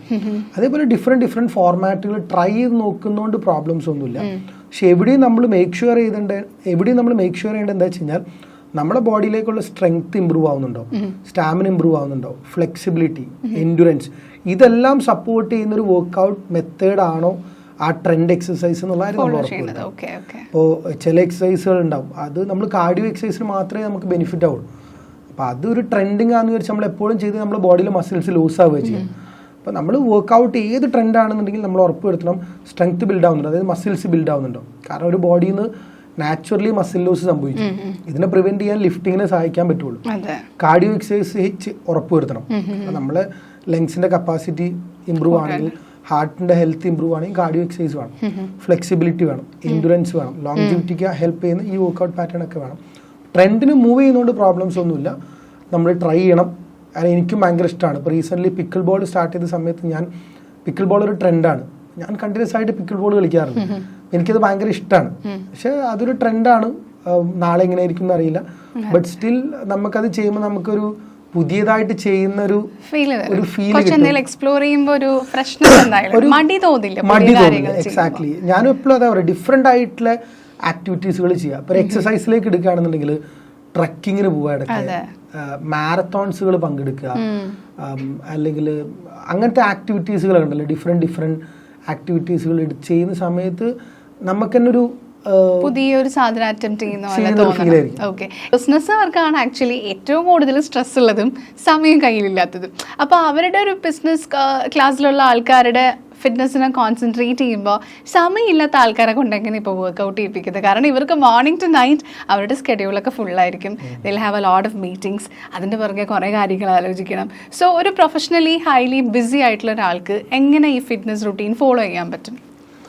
ഫസ്റ്റ് ഓഫ് ഓൾ ഈ ടൈം ലോകത്തെ ഏതൊക്കെ വലിയ ശതകോടീശ്വരന്മാരെടുത്തു കഴിഞ്ഞാലും ഇവർക്കൊക്കെ ദൈവം ഒരേപോലെ കൊടുത്തിരിക്കുന്നതാണ് സമയം, അല്ലേ? മാർക്ക് സക്കർബർഗിനോട് ചോദിച്ചു കഴിഞ്ഞാലും 24 hours ആണ്, MA യൂസഫ് അലിനോട് ചോദിച്ചാലും 24 hours ആണ്, അംബാനിയോട് ചോദിച്ചു കഴിഞ്ഞാലും 24 hours ആണ്. അപ്പോൾ ടൈം എല്ലാവർക്കും സെയിം ആണ്, അതിൽ വേറെ ഒരു ഡിഫറൻസും ഇല്ല. നമ്മളിത് എങ്ങനെ മാനേജ് ചെയ്യുന്നു എന്നുള്ളതിനെ ഡിപ്പെൻഡ് ചെയ്തിരിക്കും. അപ്പം ഒരേ സമയം ഹെൽത്തിനും വെൽത്തിനും റിലേഷൻഷിപ്പിനും നമ്മൾ ടൈം ഡിവൈഡ് ചെയ്ത് കൊടുക്കണം. എക്സസൈസിനൊരു ടൈം വേണ്ടി വരും, ഫാമിലിക്ക് നമ്മൾ ടൈം കൊടുക്കേണ്ടി വരും, ബിസിനസ് ബിൽഡ് ചെയ്യാൻ ഒരു ടൈം കൊടുക്കേണ്ടി വരും. ഇവിടെ ഫസ്റ്റ് ഓഫ് ഓൾ ഒരു ടൈം മാനേജ്മെന്റ് സ്കില്ല് ഏതൊരു ഓണ്ടർപ്രണറിനും ഉണ്ടാവണം, ബിസിനസ് ഓണേഴ്സിനും ഉണ്ടാവണം. ഇതാണ് ഫസ്റ്റ് ഫാക്ടർ. എക്സസൈസിലേക്ക് വരുന്ന സമയത്ത് എല്ലാ ദിവസവും എക്സസൈസ് ചെയ്യണം എന്നുള്ളത് ഫസ്റ്റ് ഓഫ് ഓൾ ഇമ്പോർട്ടൻ്റ് അല്ല. ഇത് ചില ആളുകൾ വിചാരിക്കും മൺഡേ ടു സാറ്റർഡേ വർക്ക്ഔട്ട് ചെയ്യണം, സൺഡേ റെസ്റ്റ്, അങ്ങനെയൊന്നുമില്ല. കഴിയുമെങ്കിൽ ആഴ്ചയിൽ ഒരു 120 മിനിറ്റ്സ് അല്ലെങ്കിൽ 150 minutes 120 to 150 minutes in a week exercise ചെയ്താൽ തന്നെ ഒരാൾക്ക് ഹെൽത്തി ആവാൻ പറ്റും. അതായത് ഒന്നില്ലെങ്കിൽ ഓൾട്ടർനേറ്റീവ് ഡേയ്സിൽ വർക്ക്ഔട്ട് ചെയ്യാം, മൺഡേ വെനസ്ഡേ ഫ്രൈഡേ അല്ലെങ്കിൽ Thursday Saturday, Tuesday Thursday Saturday, ഇങ്ങനെ തന്നെ ഡിവൈഡ് ചെയ്യാം. അപ്പോൾ ഒന്ന് നമുക്ക് ചെറിയ ചെറിയ ലോ ഇമ്പാക്ട് എക്സസൈസുകൾ ചെയ്യാം, അല്ലെങ്കിൽ വീക്കിലി 3 days എക്സസൈസ് ചെയ്യാം. ഇങ്ങനെയൊക്കെ നമുക്കിതിനെ ബാലൻസ് ചെയ്തുകൊണ്ടാൻ പറ്റും. പ്രത്യേകിച്ച് ഞാൻ തിരക്കുള്ള ഒരാളെ പറ്റിയാണ് പറയുന്നത്. ഒരു ബിസിനസ്സുകാരനാണെന്നുണ്ടെങ്കിൽ വർക്ക്ഔട്ട് വീക്കിലി 3 days ആക്കിയിട്ട് വേണമെങ്കിൽ സ്പ്ലിറ്റ് ചെയ്യാം. ആ സ്പ്ലിറ്റ് ചെയ്യുന്നതിൽ തന്നെ ഒരു ദിവസം കാർഡിയോ എക്സസൈസ് ചെയ്യാം, ഒരു ദിവസം സ്ട്രെങ്ത് ട്രെയിനിങ് ഫോക്കസ് ചെയ്യാം, ഒരു ദിവസം കാർഡിയോയും സ്ട്രെങ്ത്തും കൂടെ വേണമെങ്കിൽ ഒരുമിച്ച് ബ്ലെൻഡ് ചെയ്ത് ചെയ്യാം. അപ്പം അങ്ങനെയൊക്കെ ആയിട്ട് നമുക്കിതിനെ ബാലൻസ് ചെയ്യാൻ പറ്റും. ഇതിന് നിങ്ങളുടെ പ്രോഗ്രാമിൽ വർക്ക്ഔട്ട് മാത്രമാണോ അതോ ഡയറ്റ് ഓൾസോ കൊടുക്കുന്നുണ്ടോ? സജഷൻ പോലെ നമ്മളെ പ്രോഗ്രാംസിൽ ആസ് ഓഫ് നൗ ഇപ്പം ഫെംടെക് എന്നുള്ള രീതിയിലേക്ക് നമ്മൾ ചെയ്യുന്ന ഫീമെയിൽ റിലേറ്റഡ് ആയിട്ടുള്ള ചാലഞ്ചസ്, ഹെൽത്ത് റിലേറ്റഡ് ആയ ചാലഞ്ചസിൽ ഇപ്പോൾ ഒരു PCOD ക്ലൈൻറ്റ് വന്നു കഴിഞ്ഞാൽ അവരെ നമ്മൾ ട്രെയിൻ ചെയ്യുന്നത് എങ്ങനെയാണെന്ന് വെച്ച് കഴിഞ്ഞാൽ ഫസ്റ്റ് ഒരു ഗൈനക്കോളജിസ്റ്റിൻ്റെ സപ്പോർട്ട് ഉണ്ടാവും. കാരണം ഇതിനെ ആദ്യം ഡയഗ്നോസ് ചെയ്യണം ഒന്നുകൂടെ, എന്നിട്ട് എന്താണ് ഇതിൻ്റെ റൂട്ട് കോസ് എന്ന് ഐഡൻറ്റിഫൈ ചെയ്യണം. അത് PCOD ആണോ, അതോ PCOS ആണോ, അതോ അത് ഫാറ്റി ലിവറിലേക്ക് എത്തിയിട്ടുണ്ടോ, ഡയബറ്റിക്കിലേക്ക് എത്തിയിട്ടുണ്ടോ, ഓവറി ആകെ ഡാമേജ് ആയിട്ട് കിടക്കുകയാണോ. അപ്പോൾ ഇതിൻ്റെ ഒരു അഗാധം എന്താണെന്നുള്ളത് കറക്റ്റ് മനസ്സിലാക്കണമെങ്കിൽ ഒരു ഗൈനക്കോളജിസ്റ്റിൻ്റെ സപ്പോർട്ട് വേണം. അപ്പോൾ അവർ പ്രോപ്പറായിട്ട് ഇവരെ കൺസൾട്ട് ചെയ്യും ഫസ്റ്റ് ഓഫ് ഓൾ. ആ കൺസൾട്ടേഷൻ കഴിഞ്ഞ് അതിൻ്റെ റിപ്പോർട്ടുമായിട്ടായിരിക്കും പിന്നീട് അവർ ഈ ലൈഫ് സ്റ്റൈൽ ചേഞ്ചസിലേക്ക് വരുന്നു. ലൈഫ് സ്റ്റൈൽ ഡിസീസ് ആണല്ലോ ഇത്, ഡയഗ്നോസ് ചെയ്ത് ഇനി ഇതിനെ ലൈഫ് സ്റ്റൈൽ ചേഞ്ചസിലേക്ക് വരുന്നതിന് ആദ്യം അവർ ഹെൽപ്പ് ചെയ്യുക ഒരു ഡയറ്റീഷ്യനാണ്. അപ്പോൾ ഈ ഡയറ്റീഷ്യൻ ആദ്യം ചെയ്യുന്നത് എന്താ വെച്ച് കഴിഞ്ഞാൽ ഇവരുടെ ഡയറ്റ് റീകോൾ എടുക്കും. എന്താണ് ഇവരുടെ ഈറ്റിംഗ് ഹാബിറ്റ്സ്, കഴിഞ്ഞ 1 വീക്കോ 2 വീക്കോ ആയിട്ട് ഇവർ ബ്രേക്ക്ഫാസ്റ്റിന് എന്ത് കഴിക്കുന്നു, ലഞ്ചിന് എന്ത് കഴിക്കുന്നു, ഡിന്നറിന് എന്ത് കഴിക്കുന്നു, ഇവർ ഏതൊക്കെ സമയം പുറത്തുനിന്ന് കഴിക്കുന്നു, എത്രത്തോളം ന്യൂട്രിയൻസ് ഇവരുടെ ബോഡിയിൽ കയറുന്നുണ്ട്, ജങ്ക് ഫുഡ് എത്രയുണ്ട്, പാക്കറ്റ് ഫുഡ് എത്രയുണ്ട്. അപ്പോൾ ഇത് ഇവരുടെ ഡയറ്റ് റീകോൾ നോക്കുന്ന സമയത്ത് കറക്റ്റായിട്ട് ഒരു ഡാറ്റ കിട്ടും. നമുക്കപ്പോൾ അനലൈസ് ചെയ്യാൻ പറ്റും ഈ ക്ലയൻറ്റിൻ്റെ എന്താണ് ഇവരുടെ ബാക്ക് ഹിസ്റ്ററി എന്നുള്ളത്. എന്നിട്ട് അതിനനുസരിച്ചുള്ള ഒരു കസ്റ്റമൈസ് ചെയ്തിട്ടുള്ള ഡയറ്റ് പ്ലാൻ കൊടുക്കും. അതിൽ ചിലപ്പോൾ ഈ ക്ലയൻറ്റിന് ചിലപ്പം അലർജിക് ആയിട്ടുള്ള ചില പ്രോബ്ലംസ് ഉണ്ടാവും, അതേസമയം PCOD കൂടാതെ വേറെ എന്തെങ്കിലുമൊക്കെ ലൈഫ് സ്റ്റൈൽ ഡിസീസ് ഉണ്ടാവും. അപ്പോൾ അവർ നിർബന്ധമായിട്ടും കഴിച്ചിരിക്കേണ്ട ചില ഭക്ഷണങ്ങളും അത് നിർബന്ധമായിട്ട് ഒഴിവാക്കേണ്ട ചില ഭക്ഷണങ്ങളും ഉണ്ടാവും. അത് കറക്റ്റായിട്ട് നമ്മൾ പ്രിസ്ക്രൈബ് ചെയ്ത് കൊടുക്കും. അത് പ്രിസ്ക്രൈബ് ചെയ്ത് കൊടുത്തതിന് ശേഷം ഡയറ്റീഷ്യൻ അവരെ പ്രോപ്പറായിട്ട് മോണിറ്റർ ചെയ്യും. ലൈക്ക് അവർ വൺസ് ഇൻ എ വീക്ക് അവരായിട്ട് റീകൺസൾട്ടേഷൻ ചെയ്യും, അവരെ ട്രാക്ക് ചെയ്യും, എന്തൊക്കെയായി എന്നുള്ളത് നോക്കും. അപ്പോഴും നമ്മൾ 50% ആയിട്ടുള്ളൂ. ഇനി അടുത്തതാണ് ഇവരെ സപ്പോർട്ട് ചെയ്യുന്ന ഒരു സിസ്റ്റം, ട്രെയിനർ, ലൈവായിട്ടുള്ള എക്സസൈസുകൾ വരും. PCOD ഉള്ള ആളുകൾ എക്സസൈസ് ചെയ്യുന്ന സമയത്ത് ഭയങ്കര കെയർഫുൾ ആയിരിക്കണം. ഒരിക്കലും ഹൈ ഇൻറ്റൻസിറ്റി ഇൻ്റർവൽ എക്സസൈസിലേക്ക് പോകാൻ പാടില്ല. അവർ കൂടുതൽ സ്ട്രെങ്ത് ട്രെയിനിങ് ഫോക്കസ് ചെയ്യണം. ലോ ഇമ്പാക്ട് കാർഡിയോ അവർക്ക് ചെയ്യാം. അപ്പം ഇതിനെ കസ്റ്റമൈസ് ചെയ്തിട്ടുള്ള വർക്ക്ഔട്ട് പ്ലാൻ നമ്മൾ കൊടുക്കും, ആ എക്സസൈസും കാര്യങ്ങളും കൊടുക്കും.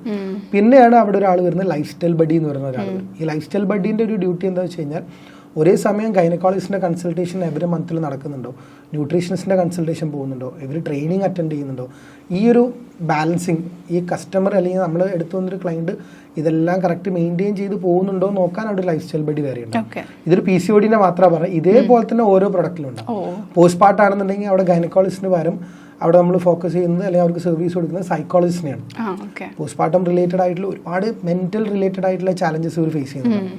സ്ട്രെസ് ഉണ്ടാവും, ആൻസൈറ്റി ഉണ്ടാവും, ഡെലിവറിക്ക് ശേഷം ഉണ്ടാവുന്ന ഒരുപാട് മാനസികമായിട്ടുള്ള പ്രോബ്ലംസ് സപ്പോർട്ട് ചെയ്യാൻ ഒരു ഗൈനക്കോളജിസ്റ്റ് ഉണ്ടാവും, ന്യൂട്രീഷനിസ്റ്റ് ഉണ്ടാവും, പിന്നെ അതേപോലെ തന്നെ ട്രെയിനർ ഉണ്ടാവും. പിന്നെ തൈറോയിഡ് റിലേറ്റഡ് ആയിട്ടുള്ള ആളുകൾക്ക് നമ്മൾ യോഗ കൊടുക്കും. എക്സസൈസിൽ തന്നെ നമ്മൾ യോഗ ആഡ് ചെയ്യും, ന്യൂട്രീഷനിസ്റ്റിന് സപ്പോർട്ട് ഉണ്ടാവും, കാർഡിയോ എക്സസൈസ് വേറെ ഉണ്ടാവും.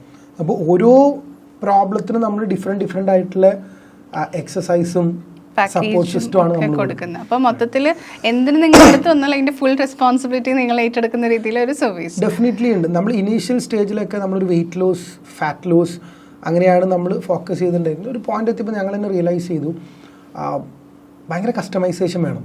ഓരോരുത്തരും ഫേസ് ചെയ്യുന്ന പ്രോബ്ലം ഡിഫറെൻ്റ് ആണ്. അപ്പോൾ ആ പ്രോബ്ലത്തിനനുസരിച്ചുള്ളൊരു സൊല്യൂഷൻ കൊടുക്കുന്ന സമയത്താണ് ഇവർ ഹാപ്പി ആവുള്ളൂ. എൻഡ് ഓഫ് ദി ഡേ ആ ഒരു കോർ റീസൺ ഐഡൻറ്റിഫൈ ചെയ്ത് ആ പ്രോബ്ലം സോൾവ് ചെയ്യണം. അപ്പം അങ്ങനെയാണ് നമ്മൾ ഓരോ പ്രൊഡക്റ്റിന് അല്ലെങ്കിൽ ഓരോ പ്രോബ്ലത്തിനനുസരിച്ച് പ്രൊഡക്റ്റ് ബിൽഡ് ചെയ്യുന്നു. ആ പ്രൊഡക്റ്റിനനുസരിച്ചുള്ള സർവീസും കൊടുത്ത് റിസൾട്ട് ഉണ്ടാക്കുന്നു. അടിപൊളി, ഗ്രേറ്റ്. ഒരു ചെറിയൊരു റാപ്പിഡ് ഫയറിലേക്ക് നമുക്ക് പോകാം. അതായത് കോമൺലി ആൾക്കാർക്ക് ഇതാണോ അതാണോ കറക്റ്റ് തെറ്റ് എന്നുള്ള ഒരു ചെറിയൊരു കൺഫ്യൂഷൻ ഉണ്ടായിരിക്കും. അങ്ങനെയാണെങ്കിൽ I will give you few choices. ഇതിൽ ഏതാണ് ശരി ഏതാണ് തെറ്റ് എന്നുള്ളത് ചുമ്മാ ഒന്ന് പറയാം. ഓക്കെ, ഒരു എക്സ്പെർട്ടിൽ നിന്ന് കേൾക്കുമ്പോൾ ന്യൂട്രൽ ആണെന്നുണ്ടെങ്കിൽ അങ്ങനെ പറഞ്ഞാൽ മതി. Okay, so first thing, morning workout or evening workout, which is better? അത് ന്യൂട്രൽ ആവാനാണ് സാധ്യത. എന്തുകൊണ്ടാണെന്ന് വെച്ച് കഴിഞ്ഞാൽ അതിന്റെ എക്സ്പ്ലനേഷൻ വേണോ? പറഞ്ഞോ. ഓക്കെ, മോർണിംഗ് ആണോ ഈവനിങ് ആണോ എന്ന് വെച്ച് കഴിഞ്ഞാൽ നമുക്ക് സമയമുള്ളപ്പോൾ നമ്മൾ വർക്ക്ഔട്ട് ചെയ്യാന്നുള്ളതാണ്. ചെയ്താൽ മതി. ഇത് ഏതെങ്കിലും ടൈമിൽ ചെയ്യാത്തതാണ് ഇവിടെ ഏറ്റവും വലിയ പ്രോബ്ലം. ഏത് ടൈമിൽ നമ്മൾ വർക്ക്ഔട്ട് ചെയ്താലും നമുക്ക് റിസൾട്ട് കിട്ടും. പക്ഷെ ഇതിൽ ഒറ്റ കണ്ടീഷൻ ഞാൻ പറയാറുണ്ട്, ഒരു ടൈം ഫിക്സ് ചെയ്യുന്നപ്പോഴും നല്ലതാണ്. അതെന്തിനാ വെച്ച് കഴിഞ്ഞാൽ അതൊരു ഹാബിറ്റ് ആക്കി. നമ്മൾ ചിലപ്പം എല്ലാ ദിവസവും പല്ല് കഴിക്കുന്ന ചിലപ്പോൾ ഒരേ സമയത്തായിരിക്കും, അല്ലെ, ഉറങ്ങുന്ന ഒരേ സമയത്തായിരിക്കും പല ആളുകളും. അതേപോലെ എക്സസൈസിന് നമ്മൾ എന്ത് ചെയ്യണം, ഒരു ഫിക്സഡ് ടൈം കണ്ട. ഇനിയിപ്പോൾ രാത്രി ആണെങ്കിൽ ഓക്കെ, രാത്രി, രാവിലെ ആണെങ്കിൽ രാവിലെ, ഈവനിങ് ആണെങ്കിൽ ഈവനിങ്. അപ്പം നമുക്ക് നമ്മുടെ ബോഡി ഓട്ടോമാറ്റിക്കലി പറയും വർക്ക്ഔട്ട് ചെയ്യാനുള്ള ടൈം ആവുന്നുണ്ട്, കാണിച്ചു തരും ബോഡി. അപ്പം അങ്ങനെ ഒരു ടൈം ഫിക്സ് ചെയ്ത് കഴിഞ്ഞാൽ അങ്ങനെ ഒരു ഗുണമുണ്ട്. പക്ഷേ ഏത് ടൈമിൽ വർക്ക്ഔട്ട് ചെയ്താലും ബോഡി കുറേ റിസൾട്ട് ആയിരിക്കും. ഓക്കെ, ഈ കോഫി എന്ന് പറയുന്ന ഒരു കഫെയിൻ, അത് ആക്ച്വലി ഹെൽപ്ഫുൾ ആണോ അതോ ഹാർംഫുൾ ആണോ നമ്മുടെ ബോഡിക്ക്? അങ്ങനെ ചോദിച്ചു കഴിഞ്ഞാൽ അതും ആക്ച്വലി ബാലൻസിങ് ആണെന്ന് പറയേണ്ടത്. എന്തുകൊണ്ടാണെന്ന് വെച്ച് കഴിഞ്ഞാൽ ഒരു ഡേ സ്റ്റാർട്ട് ചെയ്യുന്ന സമയത്തും ഒരു ഡേ എൻഡ് ചെയ്യുന്ന സമയത്തും ഈ കഫേൻ ഒരു കാരണവശാലും കുടിക്കരുത്. ഡേ സ്റ്റാർട്ട് ചെയ്യുന്ന സമയത്ത് കുടിക്കാൻ പാടില്ല. ഈവനിങ് ഒരു 4-4:30 ശേഷം ഈ കഫേൻ അൺഫോർച്ചുനേറ്റ്ലി എല്ലാവരും കുടിക്കുന്നത് അങ്ങനെയാണെന്ന് തോന്നുന്നു. അത് രാവിലെ എഴുന്നേറ്റ് ചായ കുടിക്കുന്നതാണ് ഏറ്റവും വലിയ മണ്ടത്തരം എന്നാണ് ഞാൻ പറയാറുള്ളത്. Start A day with good food, good nutritious food. For example, നല്ല വൈറ്റമിൻസും പ്രോട്ടീൻസും മിനറൽസും ഒക്കെ അടങ്ങിയുള്ള ഫുഡ് ഇൻടേക്ക് ചെയ്യാം. അത് രാവിലെ എഴുന്നേറ്റ് കഴിഞ്ഞാൽ വേണമെങ്കിൽ ബനാന എടുക്കാം, അല്ലെങ്കിൽ ആപ്പിൾ എടുക്കാം, ഓറഞ്ച് എടുക്കാം, എഗ്ഗ് എടുക്കാം, ഓട്സ് എടുക്കാം. ഇങ്ങനത്തെ ഫുഡിലൊക്കെയാണ് സ്റ്റാർട്ട് ചെയ്യുന്നത്. ഈ കഫേൻ, ഈ ടീ കോഫിയിലൊക്കെ ഉള്ളത് 0 ന്യൂട്രിയൻസ് വാല്യൂ ആണ്, ഒന്നുമില്ല. ആകെ കിട്ടുക കഫേൻ്റെ ഉള്ളത് കൊണ്ട് നമുക്കൊരു എനർജി അല്ല ആക്ച്വലി ഉള്ളതുപോലെ തോന്നും. കഫേൻ ഉള്ളത് കൊണ്ട് നമുക്ക് എന്ത് ചെയ്യും, നമ്മളൊന്ന് ആക്റ്റീവ് ആവും. എനർജി നമുക്ക് ഒരിക്കലും പറയാൻ പറ്റില്ല, ഒന്ന് ആക്റ്റീവ് ആവും. അപ്പോൾ അതിന് വേണ്ടിയിട്ട് നമുക്കിത് ഇൻടേക്ക് ചെയ്യാം. ഞാൻ എപ്പോഴും പറയാതെ ടീയും കോഫിയൊക്കെ ഇൻടേക്ക് ചെയ്യാം, ബട്ട് ഇൻ ബിറ്റ്വീൻ 10 to 4. അതിന്റെ ഇടയിൽ നമുക്ക് എപ്പോഴാണ്. അപ്പം ഞാൻ ചോദിക്കട്ടെ, ഇപ്പോൾ ഏർലി മോർണിംഗ് വർക്ക്ഔട്ടാണ് നമ്മൾ ചെയ്യണമെന്ന് വിചാരിച്ചു. മോസ്റ്റ്ലി ട്രെയിനേഴ്സ് പറഞ്ഞ കേട്ടിട്ടുണ്ട് വർക്ക്ഔട്ടിന് മുന്നേ നിങ്ങളൊരു ബ്ലാക്ക് കോഫി വിത്തൗട്ട് ഷുഗർ കുടിക്കണം നല്ലതായിരിക്കും. അത് മേ ബിഫോർ ഈ പറഞ്ഞ ടൈമിന് മുന്നേ അല്ലേ? ഈ ടൈമിന് മുമ്പേ ആണ്. പക്ഷെ അവർ വർക്ക്ഔട്ടിന് മുമ്പ് അവർക്ക് അത് കുടിച്ചു കഴിഞ്ഞാൽ ഒരു എനർജി, ഫസ്റ്റ് ഓഫ് ഓൾ എനർജിക്ക് വേണ്ടിയിട്ട് ഇതല്ല കുടിക്കേണ്ടത്. എനർജിക്ക് വേണ്ടിയിട്ടുള്ള പ്രീ വർക്ക്ഔട്ട് ഫുഡ് ഉണ്ട്. ബനാന ഇൻടേക്ക് ചെയ്യാം, റോബസ്റ്റ്, ഓട്സ്, അങ്ങനത്തെ ഫുഡുകളൊക്കെ അവർക്ക് ഇൻടേക്ക് ചെയ്യാം. ഇനി അതിൻ്റെ കൂടെ കഫീൻ അടങ്ങിയിട്ടുള്ള ഡ്രിങ്ക്സ് കുടിക്കുന്നതുകൊണ്ട് പ്രശ്നമില്ല. പക്ഷെ ഒരിക്കലും ആ ഒരു കാപ്പി കുടിച്ചുകൊണ്ട് ഡേ സ്റ്റാർട്ട് ചെയ്യരുത്. അതിന് മുമ്പ് ബ്രേക്ക്ഫാസ്റ്റ് കഴിച്ചിട്ടുണ്ടെന്ന് ഉറപ്പ് വരുത്തുക, അല്ലെങ്കിൽ അപ്പോൺ വേക്കപ്പ് മീൽ എന്തെങ്കിലും ഇൻടേക്ക് ചെയ്യുക, ബ്രേക്ക്ഫാസ്റ്റ് കഴിക്കുക. എന്നിട്ട് ജിമ്മിൽ പോകുന്നതിനേക്കാൾ മുമ്പ് 1 കപ്പ് ഓഫ് കോഫി കുടിക്കുന്നതുകൊണ്ട് തെറ്റൊന്നുമില്ല. അതുകൊണ്ടാണ് ഞാൻ ബാലൻസിങ് ആണ് പറയുന്നത്, ന്യൂട്രൽ ആണ്. പക്ഷെ ഇതിനെങ്ങനെ ബാലൻസ് ചെയ്യുന്നു അതിനെ ബേസ് ചെയ്ത് നമുക്ക് കാപ്പി കുടിക്കാം. ഓക്കെ, ശരി. അടുത്തത്, one supplement that you actually believe in, ഈ സാധനം എല്ലാവരും കഴിക്കുന്നത് നല്ലതായിരിക്കും എന്ന് പറയുന്ന ഒരു സപ്ലിമെന്റ്. സപ്ലിമെന്റ്സും ഇന്ന് നമുക്ക് ഏതൊരു സപ്ലിമെന്റ്സിന്റെയും ആ ഒരു എലമെന്റ് നമുക്ക് ഫുഡിലൂടെ കിട്ടും. അപ്പൊ സപ്ലിമെന്റ് അത്രത്തോളം മാൻഡേറ്ററി ആണെന്ന് വിശ്വസിക്കുന്ന ഒരാളല്ല ഞാൻ. നമുക്ക് ഏത് സപ്ലിമെന്റ്, വൈറ്റമിൻ ഡി വേണമെങ്കിൽ അതിനുള്ള ഫുഡ് ഉണ്ടാവും, അല്ലെങ്കിൽ വൈറ്റമിൻ ഡി വേണമെങ്കിൽ നമുക്ക് പുറത്ത് സൺലൈറ്റിൽ നിന്ന് കിട്ടും. പ്രോട്ടീൻ വേണമെന്നുണ്ടെങ്കിൽ അതിനനുസരിച്ചുള്ള ഫുഡ് കിട്ടും. ഏതിനും നമുക്ക് ഇന്ന് ഫുഡിലൂടെ ഇൻടേക്ക് ചെയ്യാൻ പറ്റും. അത് പോരാത്തൊരു കണ്ടീഷൻ വരികയാണെങ്കിൽ മാത്രം നമ്മൾ സപ്ലിമെന്റ്സിലേക്ക് പോയാൽ മതി എന്ന് സജസ്റ്റ് ചെയ്ത് കൊടുക്കുന്ന ഒരാളാണ്. അപ്പോൾ ഞാൻ ബോഡി ബിൽഡിങ് ചെയ്ത സമയത്ത് എൻ്റെ ബോഡിക്ക് സപ്ലിമെന്റ്സ് ആവശ്യമുള്ളൊരു ടൈമായിരുന്നു. കാരണം കൂടുതൽ എക്സസൈസ് ചെയ്യേണ്ട ഒരു സമയം ഉണ്ടായിരുന്നു, സ്പെസിഫിക് ടൈം പീരീഡിൽ. അങ്ങനെ വരുന്ന സമയത്ത് നമ്മുടെ ബോഡിയിൽ കൂടുതൽ പ്രോട്ടീൻ വേണമായിരുന്നു. അപ്പോൾ നമുക്ക് ഫുഡിൽ നിന്ന് കിട്ടുന്നതിന് കുറച്ച് ലിമിറ്റേഷൻസ് ഉണ്ടാവും. അവിടെ നമ്മൾ അറിയാതെ എന്ത് ചെയ്യണം, ഇതിനെ ബാലൻസ് ചെയ്യാൻ വേണ്ടിയിട്ട് ചില സപ്ലിമെന്റ്സ് ഒക്കെ ഇൻടേക്ക് ചെയ്യും. പക്ഷെ ഞാൻ പറയുന്ന ഒരു ജനറൽ പബ്ലിക്കിന്, ഒരു ജനറൽ ഫിറ്റ്നസ് നോക്കുന്ന ഒരാൾക്ക് ഒരു പ്രത്യേകിച്ച് സപ്ലിമെന്റ്സും ഇൻടേക്ക് ചെയ്യേണ്ട. Food is A supplement. ആ ഫുഡിലൂടെ കിട്ടുന്ന സപ്ലിമെന്റ്സ് മതി. അല്ലെങ്കിൽ അവരുടെ ഗോൾ അത്രയും വലുതായിരിക്കണം. അവർക്ക് എന്തോ അടുത്ത ഒളിമ്പിക്സിൽ മത്സരിക്കാനുണ്ട്, ബോഡി ബിൽഡിംഗ് കോമ്പറ്റീഷൻ ഉണ്ട്, ബാഡ്മിൻ്റൺ നാഷണൽ ലെവൽ എന്തോ കോമ്പറ്റീഷൻ ഉണ്ട്. അപ്പോൾ അവർ ചിലപ്പോൾ പ്രാക്ടീസ് കൂടുതൽ ചെയ്യേണ്ടി വരും, അവർ കൂടുതൽ എനർജി ബേൺ ചെയ്യുന്നുണ്ടാവും. അങ്ങനത്തെ ആളുകൾക്ക് സപ്ലിമെന്റ്സ് അല്ലാതെ ഒരു ജനറൽ ഫിറ്റ്നസ് ഫോക്കസ് ചെയ്യേണ്ട ആളുകളൊന്നും. ഒരു കോമൺ ആയിട്ടുള്ള ഒരു ഹെൽത്ത് മിത്ത് എന്തായിരിക്കും പീപ്പിൾ ബിലീവ് ഇൻ? കാരണം ഏത് ക്ലയൻറ്റ് വന്നാലും ഇങ്ങനൊരു കാര്യം ഞാൻ അവരുടെ നിന്ന് കേൾക്കാറുണ്ടെന്ന് പറയുകയാണെങ്കിൽ അതെന്തായിരിക്കും ഹെൽത്തിനെ പറ്റി പൊതുവായ ആൾക്കാരുടെ ഒരു തെറ്റിദ്ധാരണ? മേ ബി വെയിറ്റ് ലോസ് എന്ന് പറഞ്ഞ് നടക്കുന്ന ഒരുപാട് ആളുകളുണ്ട്. അത് വലിയൊരു മിത്താണ് ഞാൻ എപ്പോഴും പറയാറുണ്ട്. ഞാൻ നേരത്തെ പറഞ്ഞതുപോലെ തന്നെ ഒരാൾ തടിച്ചിരിക്കുന്നതുകൊണ്ട് അവരൊരിക്കലും അൺഹെൽത്തി ആണെന്ന് നമുക്ക് പറയാൻ പറ്റുന്നില്ല. ഒരാൾ മെലിഞ്ഞിരിക്കുന്നതുകൊണ്ട് അവർ ഹെൽത്തി ആണെന്നും നമുക്ക് പറയാൻ പറ്റില്ല. എൻ്റെ സിമ്പിളായിട്ടുള്ള എക്സാമ്പിൾ, ഞാൻ കോളേജിൽ പഠിക്കുന്ന സമയത്ത് എൻ്റെ ഒരു ഫ്രണ്ട് ഉണ്ട്. ഞാൻ കോളേജിൽ പഠിച്ചുകൊണ്ടിരിക്കുന്ന സമയത്ത് എൻ്റെ ഒരു ഫ്രണ്ട്, അവൻ അത്യാവശ്യം വെയിറ്റ് ഉണ്ട്, 100 kg പ്ലസ് ഉണ്ട്. അപ്പോൾ അവൻ ഞാനും കൂടെ ഒരു ചെറിയ കോമ്പറ്റീഷൻ വെക്കുന്നുണ്ടായിരുന്നു. അപ്പോൾ ആ കോമ്പറ്റീഷൻ സിമ്പിളാണ്, ആരാണ് ഏറ്റവും കൂടുതൽ വെയിറ്റ് ലിഫ്റ്റ് ചെയ്യുക എന്നുള്ളൊരു കോമ്പറ്റീഷൻ ഞാൻ ആദ്യം വെച്ചു. അന്ന് എൻ്റെ ബോഡി വെയിറ്റ് ഐഡിയൽ വെയിറ്റ് ആണ്. ബോഡി മാസ് ഇൻഡെക്സ് നോക്കിക്കഴിഞ്ഞാൽ ഒരു വെയിറ്റ് അങ്ങോട്ടോ ഇങ്ങോട്ടോ ഇല്ല, അത്രയും കറക്റ്റ് ഐഡിയൽ വെയിറ്റിൽ നിൽക്കുന്ന ഒരാളാണ് ഞാൻ. അവൻ ഐഡിയൽ വെയിറ്റിനേക്കാൾ 30 കിലോ കൂടുതലാണ്, 100+ അവൻ എത്തിയിട്ടുണ്ട്. അപ്പോൾ ഞങ്ങളൊരു കോമ്പറ്റീഷൻ വെച്ചു, വലിയ 2 ഡംബിൾസ് വെച്ചു. ഏറ്റവും വലിയ ലിഫ്റ്റ് ചെയ്യുന്ന ഡംബിൾസ് ആരെ ഈസി ആയിട്ട് ലിഫ്റ്റ് ചെയ്ത് പൊന്തിക്കാൻ നോക്കിയപ്പോൾ അവൻ എന്നെക്കാൾ ഭംഗിയായിട്ട് ലിഫ്റ്റ് ചെയ്യുന്നുണ്ട്. വിച്ച് മീൻസ് അവൻ എന്നെക്കാൾ കൂടുതൽ സ്ട്രെങ്ത് ഉണ്ട്. എന്തൊക്കെ പറഞ്ഞാലും അവൻ എന്നെക്കാൾ കുറച്ച് സ്ട്രെങ്ത് കൂടുതലാണ്. പിന്നീട് ഞങ്ങൾ രണ്ടുപേരും വെക്കുന്ന ഒരു ഓട്ട മത്സരമാണ്. ഒരു 100 മീറ്റർ സ്പ്രിന്റ് വെച്ചു. ഓട്ട മത്സരം വെച്ച സമയത്ത് ആ എന്നേക്കാൾ സ്പീഡിൽ അവൻ അവിടെ എത്തി. പിന്നെ ഞങ്ങൾ ബോഡീൻ്റെ ഫ്ലെക്സിബിലിറ്റി ചാലഞ്ച് നോക്കി. നമ്മൾ എൻ്റെ ബോഡീൻ്റെ ബാക്കിലൊരു സ്റ്റിക്കർ വെച്ച് ആ സ്റ്റിക്കർ ആരാണോ ആദ്യം ഭയങ്കര ഈസി ആയിട്ട് എടുക്കുന്നത് അവൻ ഭംഗിയായിട്ട് എടുത്ത്. 2 വലിയ കെറ്റിൽ ബെൽസ് വെയിറ്റ് നമ്മൾ കയ്യിൽ വെച്ച് നടക്കാന്നുള്ളൊരു കോമ്പറ്റീഷൻ വെച്ച്, ഒരു എൻഡുറൻസ് ചാലഞ്ച്, അതും അവനാണ് വിൻ ചെയ്തത്. ഈ 4 കോമ്പറ്റീഷനിൽ അവൻ എന്നെ ബീറ്റ് ചെയ്തു. അവന്റെ ബോഡി വെയിറ്റ് 100 കിലോ പ്ലസ് ആണ്, എൻ്റെത് ഐഡിയൽ വെയിറ്റ് ആണ്. അപ്പം ഇവിടെ ഹെൽത്തി കമ്പാരിറ്റീവ്ലി ആരാ കൂടുതൽ ഹെൽത്തി എന്ന് ചോദിച്ചാൽ അവനാണ് എന്നെക്കാൾ ഫിറ്റ്, അവനാണ് എന്നെക്കാളും ഹെൽത്തി. അപ്പോൾ പക്ഷെ അവൻ ഒബീസാണ്. ബോഡി മാസ് ഇൻഡെക്സ് വെച്ച് നോക്കി കഴിഞ്ഞ് കഴിഞ്ഞാൽ അവൻ ചിലപ്പോൾ ഭയങ്കര ഓവർ വെയിറ്റ് ആയിരിക്കും, ഭയങ്കര ഒബീസിറ്റി ആയിരിക്കും. ആളുകൾ കാണുന്ന സമയത്ത് ചിലപ്പോൾ എൻ്റെ അത്ര ഭംഗി അവനുണ്ടാവണമെന്നില്ല, എൻ്റെ അത്ര ടോൺഡ് ആവണം നിർബന്ധമൊന്നുമില്ല. പക്ഷെ അതൊന്നും ഒരു ഫാക്ടറല്ല. അത് എവിടെയാണ് ഫാക്ടർ ആവുന്നത് വെച്ച് കഴിഞ്ഞാൽ നമ്മളതിൽ സെൽഫ് കോൺഫിഡൻ്റ് അല്ലെങ്കിൽ, ഇപ്പം കണ്ണാടിയിൽ നോക്കുന്ന സമയത്ത് ആ ബോഡി വെയിറ്റ് കാരണം ഞാൻ ഹാപ്പി അല്ലെങ്കിൽ ഓക്കെ അവന് വെയിറ്റ് കുറയ്ക്കാം, അത് അവൻ്റെ പേഴ്സണൽ ചോയ്സ് ആണ്. നമ്മൾക്കാർക്കും അത് ജഡ്ജ് ചെയ്യാൻ പറ്റില്ല. മേ ബി അവന് 100 kg അവൻ ഭയങ്കര കോൺഫിഡൻ്റ് ആണ് എന്നുണ്ടെങ്കിൽ okay, that is fine. Physically healthy ആണോ നോക്കുന്നതിൽ അവൻ ഹെൽത്തിയാണ്. അപ്പോൾ വെയിറ്റ് ലോസ് എന്ന് പറയുന്നത് ആക്ച്വലി വലിയൊരു മിത്ത് തന്നെയാണ്. ഓക്കെ, ഒരു നാളെ തൊട്ട് എല്ലാ ആൾക്കാരും ഈ ഒരു ഹാബിറ്റ് തുടങ്ങണം എന്ന് അബൻ പറയുകയാണെങ്കിൽ എന്തായിരിക്കും ഒരു സിമ്പിൾ ഹാബിറ്റ് എല്ലാവരും മസ്റ്റായിട്ട് സ്റ്റാർട്ട് ചെയ്യേണ്ട ഒരു ചെറിയ habit? 1 hour before like screen time 1 മണിക്കൂർ മുമ്പ് ഒഴിവാക്കുക. രാത്രി ഉറങ്ങുന്നതിനേക്കാളും 1 മണിക്കൂർ മുമ്പ് സ്ക്രീൻ ടൈം ഒഴിവാക്കുന്നത് നല്ലൊരു ഹാബിറ്റാന്ന് ഞാൻ പറയും. കാരണം ബോഡിക്ക് റിക്കവറി ഭയങ്കര ഇമ്പോർട്ടൻ്റ് ആണ്, റെസ്റ്റ് ഭയങ്കര ഇമ്പോർട്ടൻ്റ് ആണ്.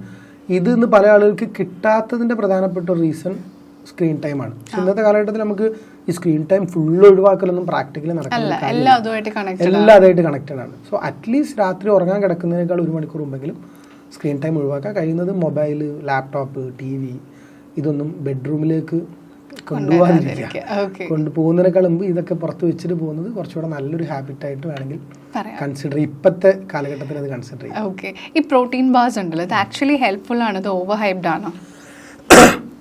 പ്രോട്ടീൻ ബാറും ഞാനത്ര അങ്ങനെ പ്രൊമോട്ട് ചെയ്യാത്തൊരു സംഭവമാണ്. പ്രോട്ടീൻ ബാറിൽ 0 ഷുഗർ എന്നൊക്കെ പറയുന്നതൊക്കെ അത്രത്തോളം അതൊരു ഓവർ ഹൈപ്ഡ് തന്നെയാണ്. കാരണം ഇതൊക്കെ ഒന്നാമത് ഇത് പാക്കറ്റായിട്ട് വരുന്ന സാധനമാണ്, പ്രോസസ്സ് ചെയ്ത് പാക്കറ്റ് ചെയ്ത് വരുന്ന സാധനങ്ങളാണ്. അപ്പോൾ അതിന് അതിൻ്റെതായിട്ടുള്ള ചാലഞ്ചസ് ഉണ്ടാവും. പിന്നെ അതിനെ ബ്രാൻഡ് ചെയ്ത് മാർക്കറ്റ് ചെയ്ത് കൊണ്ടുപോകുന്നൊരു സംഭവമാണ്. ഞാനെപ്പോഴും പറയാറുള്ളത് എന്താ പറയുക, ഈറ്റ് ലോക്കൽ തിങ്ക് ഗ്ലോബൽ. ലോക്കലായിട്ടുള്ള ഫുഡുകൾ കഴിക്കാൻ വേണ്ടി ശ്രമിക്കുക. അതിലെങ്കിൽ നമ്മൾ ഈ പ്രോട്ടീൻ ബാർ വേണം, അത് വേണം, ഇത് വേണം, സ്പെഷ്യലായിട്ടുള്ള ചില ഫുഡുകൾ ഇത് അങ്ങനെയൊന്നുമില്ല. നമ്മുടെ നാട്ടിൽ നമുക്ക് യൂഷ്വലി കിട്ടുന്ന ഫുഡ് എന്താ അതിൽ ഹെൽത്തി രീതിയിലേക്ക് കഴിക്കാം. അതിന് നമ്മൾ ബാലൻസ് ചെയ്യുക. ഈ കണ്ടിന്യൂസ് ആയിട്ട് വർക്ക്ഔട്ട് ചെയ്യുന്ന അല്ലെങ്കിൽ ഒരു ഹെൽത്തി ലൈഫ് സ്റ്റൈൽ ഫോളോ ചെയ്യാൻ ഒരു വ്യക്തിക്ക് ഏറ്റവും കൂടുതൽ വേണ്ടത് ഡിസിപ്ലിൻ ആണോ അതോ മോട്ടിവേഷൻ ആണോ? ഡെഫിനറ്റ്ലി ഡിസിപ്ലിൻ ആണ്. മോട്ടിവേഷൻ വേണ്ടെന്നല്ല, എനിക്ക് തോന്നുന്നു ഒരു സ്റ്റെപ്പ് മുകളിൽ നിൽക്കുന്ന ഡിസിപ്ലിൻ ആയിരിക്കും. ഓക്കെ. ഈ ഒരുപാട് വേർത്ത് കഴിയുന്നതിൻ്റെ അർത്ഥം അതൊരു ഗുഡ് വർക്ക്ഔട്ട് എന്നാണോ? ഞാൻ കുറേ വേർത്തു, വിച്ച് മീൻസ് ഞാൻ കുറേ ഫാറ്റൊക്കെ ബേൺ ചെയ്തു, കുറച്ച് ദിവസത്തിനുള്ളിൽ ഞാൻ പെട്ടെന്ന് വണ്ണം കുറയും അല്ലെങ്കിൽ വെയിറ്റ് ലോസ് ആവും. അപ്പോൾ ഒരുപാട് വേർക്കുന്നതാണ് ഒരു ഗുഡ് വർക്ക്ഔട്ടിൻ്റെ ഒരു അടിസ്ഥാനം? ഒരിക്കലും അല്ല. ഒരാൾ വേർക്കണമെന്ന് പോലും ഇല്ല. ബോഡിയിൽ ഫാറ്റ് ബേൺ ആവണമെന്നുണ്ടെങ്കിൽ വേർക്കണമെന്നുമില്ല. വേർക്കുന്നുണ്ടെങ്കിൽ which means that is water loss. ബോഡിയിൽ വാട്ടർ ലോസ് ആവുന്നതാണ് ആക്ച്വലി സ്വെറ്റ് ഔട്ട് ചെയ്യുന്നത്. ബോഡിയിൽ ഫാറ്റ് ഒരിക്കലും വേർപ്പിലൂടെ അല്ല പോകുന്നത്. അപ്പോൾ ആ ഒരു ഫാറ്റ് ബേണിങ് നടക്കുന്നത് വേറൊരു പ്രോസസ്സിലൂടെ, ബ്രീത്തിലൂടെ എന്ന് വേണമെങ്കിൽ പറയാം. ബ്രീത്തിങ് ഒരു പാറ്റേൺ ആണ്. അപ്പം ഒരുപാട് വേർതിരിക്കുന്നതുകൊണ്ട് ഒരാളുടെ ബോഡിയിൽ ഫാറ്റ് ഒരുപാട് പോകണമെന്നൊന്നുമില്ല. അത് നമ്മളെ റൂം ടെമ്പറേച്ചറിനെ ഡിപ്പെൻഡ് ചെയ്തിരിക്കും. ഇപ്പം നല്ല തണുപ്പുള്ള സ്ഥലത്ത് പോയിട്ട് നമ്മൾ എത്രയൊക്കെ വർക്കൗട്ട് ചെയ്താലും വേർക്കൊന്നുമില്ല. പക്ഷെ അതിൻ്റെ അർത്ഥം അവർക്ക് റിസൾട്ട് കിട്ടില്ല എന്നൊന്നുമല്ല. ഇപ്പം നല്ല ചൂടുള്ളൊരു സമയമാണ്. നമ്മളുടെ സമ്മർ സീസണിലൊക്കെ നമ്മൾ വെറുതെ റൂമിൽ ഇരുന്നാൽ തന്നെ ചിലപ്പോൾ വേർക്കും എന്ന് വിചാരിച്ചിട്ട് ആൾ ഒരുപാട് സ്വെറ്റ് ചെയ്തു എന്ന് വിചാരിച്ച് വെയിറ്റ് കാണുന്നില്ല. അതൊരു മിത്താണ്. ഓക്കെ. ഈ ജിമ്മിലൊക്കെ പോകുന്ന സമയത്ത് വരുന്ന എല്ലാ ആൾക്കാരും ഫോളോ ചെയ്യേണ്ട ഒരു ഡീസെന്റ് പരിപാടി, ഒരു ബേസിക് സിവിക് സെൻസ് എന്നൊക്കെ പറയില്ലേ, അതെന്തായിരിക്കും ജിമ്മിൽ ഫോളോ ചെയ്യുന്നത്? ജിമ്മിലേക്ക് ആര് വന്നാലും അവർ ഈ ഒരു കാര്യം ചെയ്തിരിക്കണം, അതൊരു ബേസിക് മര്യാദയാണ് എന്ന് നമുക്ക് പറയാൻ പറ്റുന്ന രീതിയിലുള്ള ഒരു സാധനം എന്തായിരിക്കും? ജിമ്മിലെ വെച്ച് കണക്ട് ചെയ്യുകയാണെങ്കിൽ ഞാൻ പറയാം, എപ്പോഴും ഡംബൽസ് ഒക്കെ റീറാക്ക് ചെയ്യാൻ പോവാന്നുള്ളതാണ്. എല്ലാവരും ചെയ്യാറില്ല, എല്ലാവരും അത് പൊതുവെ പോകാറില്ല. പക്ഷെ ഞാൻ പോകുന്നൊരു ജിമ്മുണ്ട്. എനിക്ക് ആ ജിമ്മിൽ ഏറ്റവും ഇഷ്ടമുള്ളൊരു ക്വാളിറ്റി പറഞ്ഞു കഴിഞ്ഞാൽ അവർ സ്ക്രാച്ച് മുതൽ എല്ലാവരും എഡ്യൂക്കേറ്റ് ചെയ്യും, അവര് കൊടുക്കും. ഞാൻ പോയ അന്ന് മുതൽ അത് ഫിറ്റ് ബേസ് എന്നുള്ളൊരു ജിമ്മാണ്. അപ്പൊ അവിടെ ആളുകൾ ഓട്ടോമാറ്റിക്കലി ഡംബൽസ് ഒക്കെ റീറാക്ക് ചെയ്യുന്നുണ്ട്. അതെന്നെ ഭയങ്കര അത്ഭുതപ്പെടുത്തിയൊരു സംഭവമായിരുന്നു. പക്ഷെ ജനറലി ആളുകൾ അങ്ങനെ റീറാക്ക് ചെയ്യുന്നത് ഭയങ്കര കുറവായിട്ടാണ് നമ്മൾ കണ്ടിട്ടുള്ളത്. അതൊരു ഡിസിപ്ലിനാണ്. അത് ആളുകൾ നമ്മൾ യൂസ് ചെയ്ത സാധനം തിരിച്ചെടുത്ത് വെക്കുക, അത് നല്ലൊരു ഹാബിറ്റാണ്. ഓക്കെ. ഈ നിങ്ങളുടെ പേജിൽ തന്നെ ഞാൻ കണ്ടുള്ള ആക്ച്വലി നമ്മുടെ ആക്ട്രസ് ഭാമ, അശ്വതി ശ്രീകാന്ത് ഇവരുടെയൊക്കെ ഒരു post pregnancy journey was with health with ATP. ശരിക്കും നമ്മളൊരു പ്രഗ്നൻസിക്ക് ശേഷം ഒരു സ്ത്രീ ഫിറ്റ്നസ് ജേർണിയിലേക്ക് കടക്കുന്ന സമയത്ത് ഈ പറഞ്ഞ പോലെ സമയം കണ്ടെത്തുക എന്ന് പറഞ്ഞാൽ വളരെ ബുദ്ധിമുട്ടുള്ളൊരു കാര്യമാണ്. സോ അത്ര ബുദ്ധിമുട്ടുന്ന സമയത്ത് ഒരു കോച്ച് എന്നുള്ള നിലയിൽ, കാരണം ഒരു ക്ലയൻറ്റുമായിട്ട് വളരെ അടുത്തധികം ഇൻട്രാക്ട് ചെയ്യുന്ന ഒരാൾ കൂടിയായിരിക്കും, വേറെ എന്ത് ഘടകമാണ് അവരെ സപ്പോർട്ട് ചെയ്യാനായിട്ട് വേണ്ടത് ഈ സമയം കണ്ടെത്താൻ വേണ്ടിയിട്ട് for workout? First of all delegation. ഒരു അമ്മ എന്ന് പറഞ്ഞൊരു വ്യക്തി ലോകത്തിലെ എല്ലാ കാര്യങ്ങളും ചെയ്യേണ്ട ഒരു വ്യക്തിയല്ല. ഇപ്പം ഒരു കുട്ടിയായി കഴിഞ്ഞ് കഴിഞ്ഞാൽ ആ കുട്ടീൻ്റെ A to Z കാര്യങ്ങൾ നോക്കണം, വീട്ടിലെ കാര്യങ്ങൾ നോക്കണം, കുട്ടിയുടെ സ്കൂളിലെ വാട്സപ്പ് ഗ്രൂപ്പിൽ ഇവരുണ്ടാവണം, എല്ലാം ഞാൻ ചെയ്താലേ ശരിയാവുള്ളൂ എന്നുള്ളൊരു mind set first of all അമ്മമാരെടുത്ത് മാറ്റണം. അപ്പോൾ ഡെലിഗേറ്റ് ചെയ്യാൻ പഠിക്കണം. ചില കാര്യങ്ങൾ ഹസ്ബൻഡ് ആണെങ്കിൽ ഹസ്ബൻഡിനെ ഏൽപ്പിക്കാം. കാരണം ബൈ ബാക്ക് യുവർ ടൈം, എന്നാലേ നമുക്ക് എന്തെങ്കിലുമൊക്കെ ചെയ്യാൻ പറ്റുള്ളൂ അല്ലേ. ഇപ്പം ചിലത് വീട്ടിലുള്ള സെർവൻ്റ് ആണെങ്കിൽ അവരെ ഏൽപ്പിക്കുക. ചില കുക്കിംഗ് ഒക്കെ ആണെങ്കിൽ കുട്ടീനെ ഒരു അരമണിക്കൂർ നോക്കാൻ ആരെങ്കിലും ഹസ്ബൻഡിൻ്റെ അടുത്ത് ഏൽപ്പിക്കുക, അല്ലെങ്കിൽ വീട്ടിലെ വേറെ ചില കാര്യങ്ങളൊക്കെ ചെയ്യാൻ. അതിങ്ങനെ ഓരോന്ന് പ്ലാൻ ചെയ്ത് ടൈം ബൈ ബാക്ക് ചെയ്തിട്ട് കുറച്ച് സമയം സെൽഫ് കെയറിന് വേണ്ടി മാറ്റി വെക്കുക. അത് ഇമ്പോർട്ടൻ്റ് ആണ്. ഡെലിവറി കഴിഞ്ഞ് കഴിഞ്ഞാൽ ഈ ഡെലിവറി എന്നുള്ളൊരു പ്രോസസ്സ് അത് കഴിഞ്ഞ് ബാക്ക് ടു നോർമൽ പേഴ്സണിലേക്ക് പോകാൻ പറ്റും. ബട്ട് 90% ആളുകളും ബാക്ക് ടു നോർമലിലേക്ക് പോകാറില്ല. ഡെലിവറി കഴിഞ്ഞു, ഇനി എൻ്റെ ബോഡി ഇങ്ങനെയൊക്കെ ഉണ്ടാവുള്ളൂ, ഡെലിവറി കഴിഞ്ഞാൽ ഞാൻ ഒബീസ് ആവും, ഡെലിവറി കഴിഞ്ഞാൽ എൻ്റെ ബോഡി ആകെ മോശമായിട്ടുള്ള കണ്ടീഷനിലേക്ക് എത്തും എന്നുള്ളൊരു നെഗറ്റീവ് ബിലീഫ് സിസ്റ്റം നമ്മുടെ സൊസൈറ്റിയിലുണ്ട്. അങ്ങനെയല്ല, ഡെലിവറി കഴിഞ്ഞ് കഴിഞ്ഞാൽ ബാക്ക് ടു നോർമലിലേക്ക് പോകാൻ പറ്റും. അതിന് നമ്മൾ ചില കാര്യങ്ങളൊക്കെ ചെയ്യണം.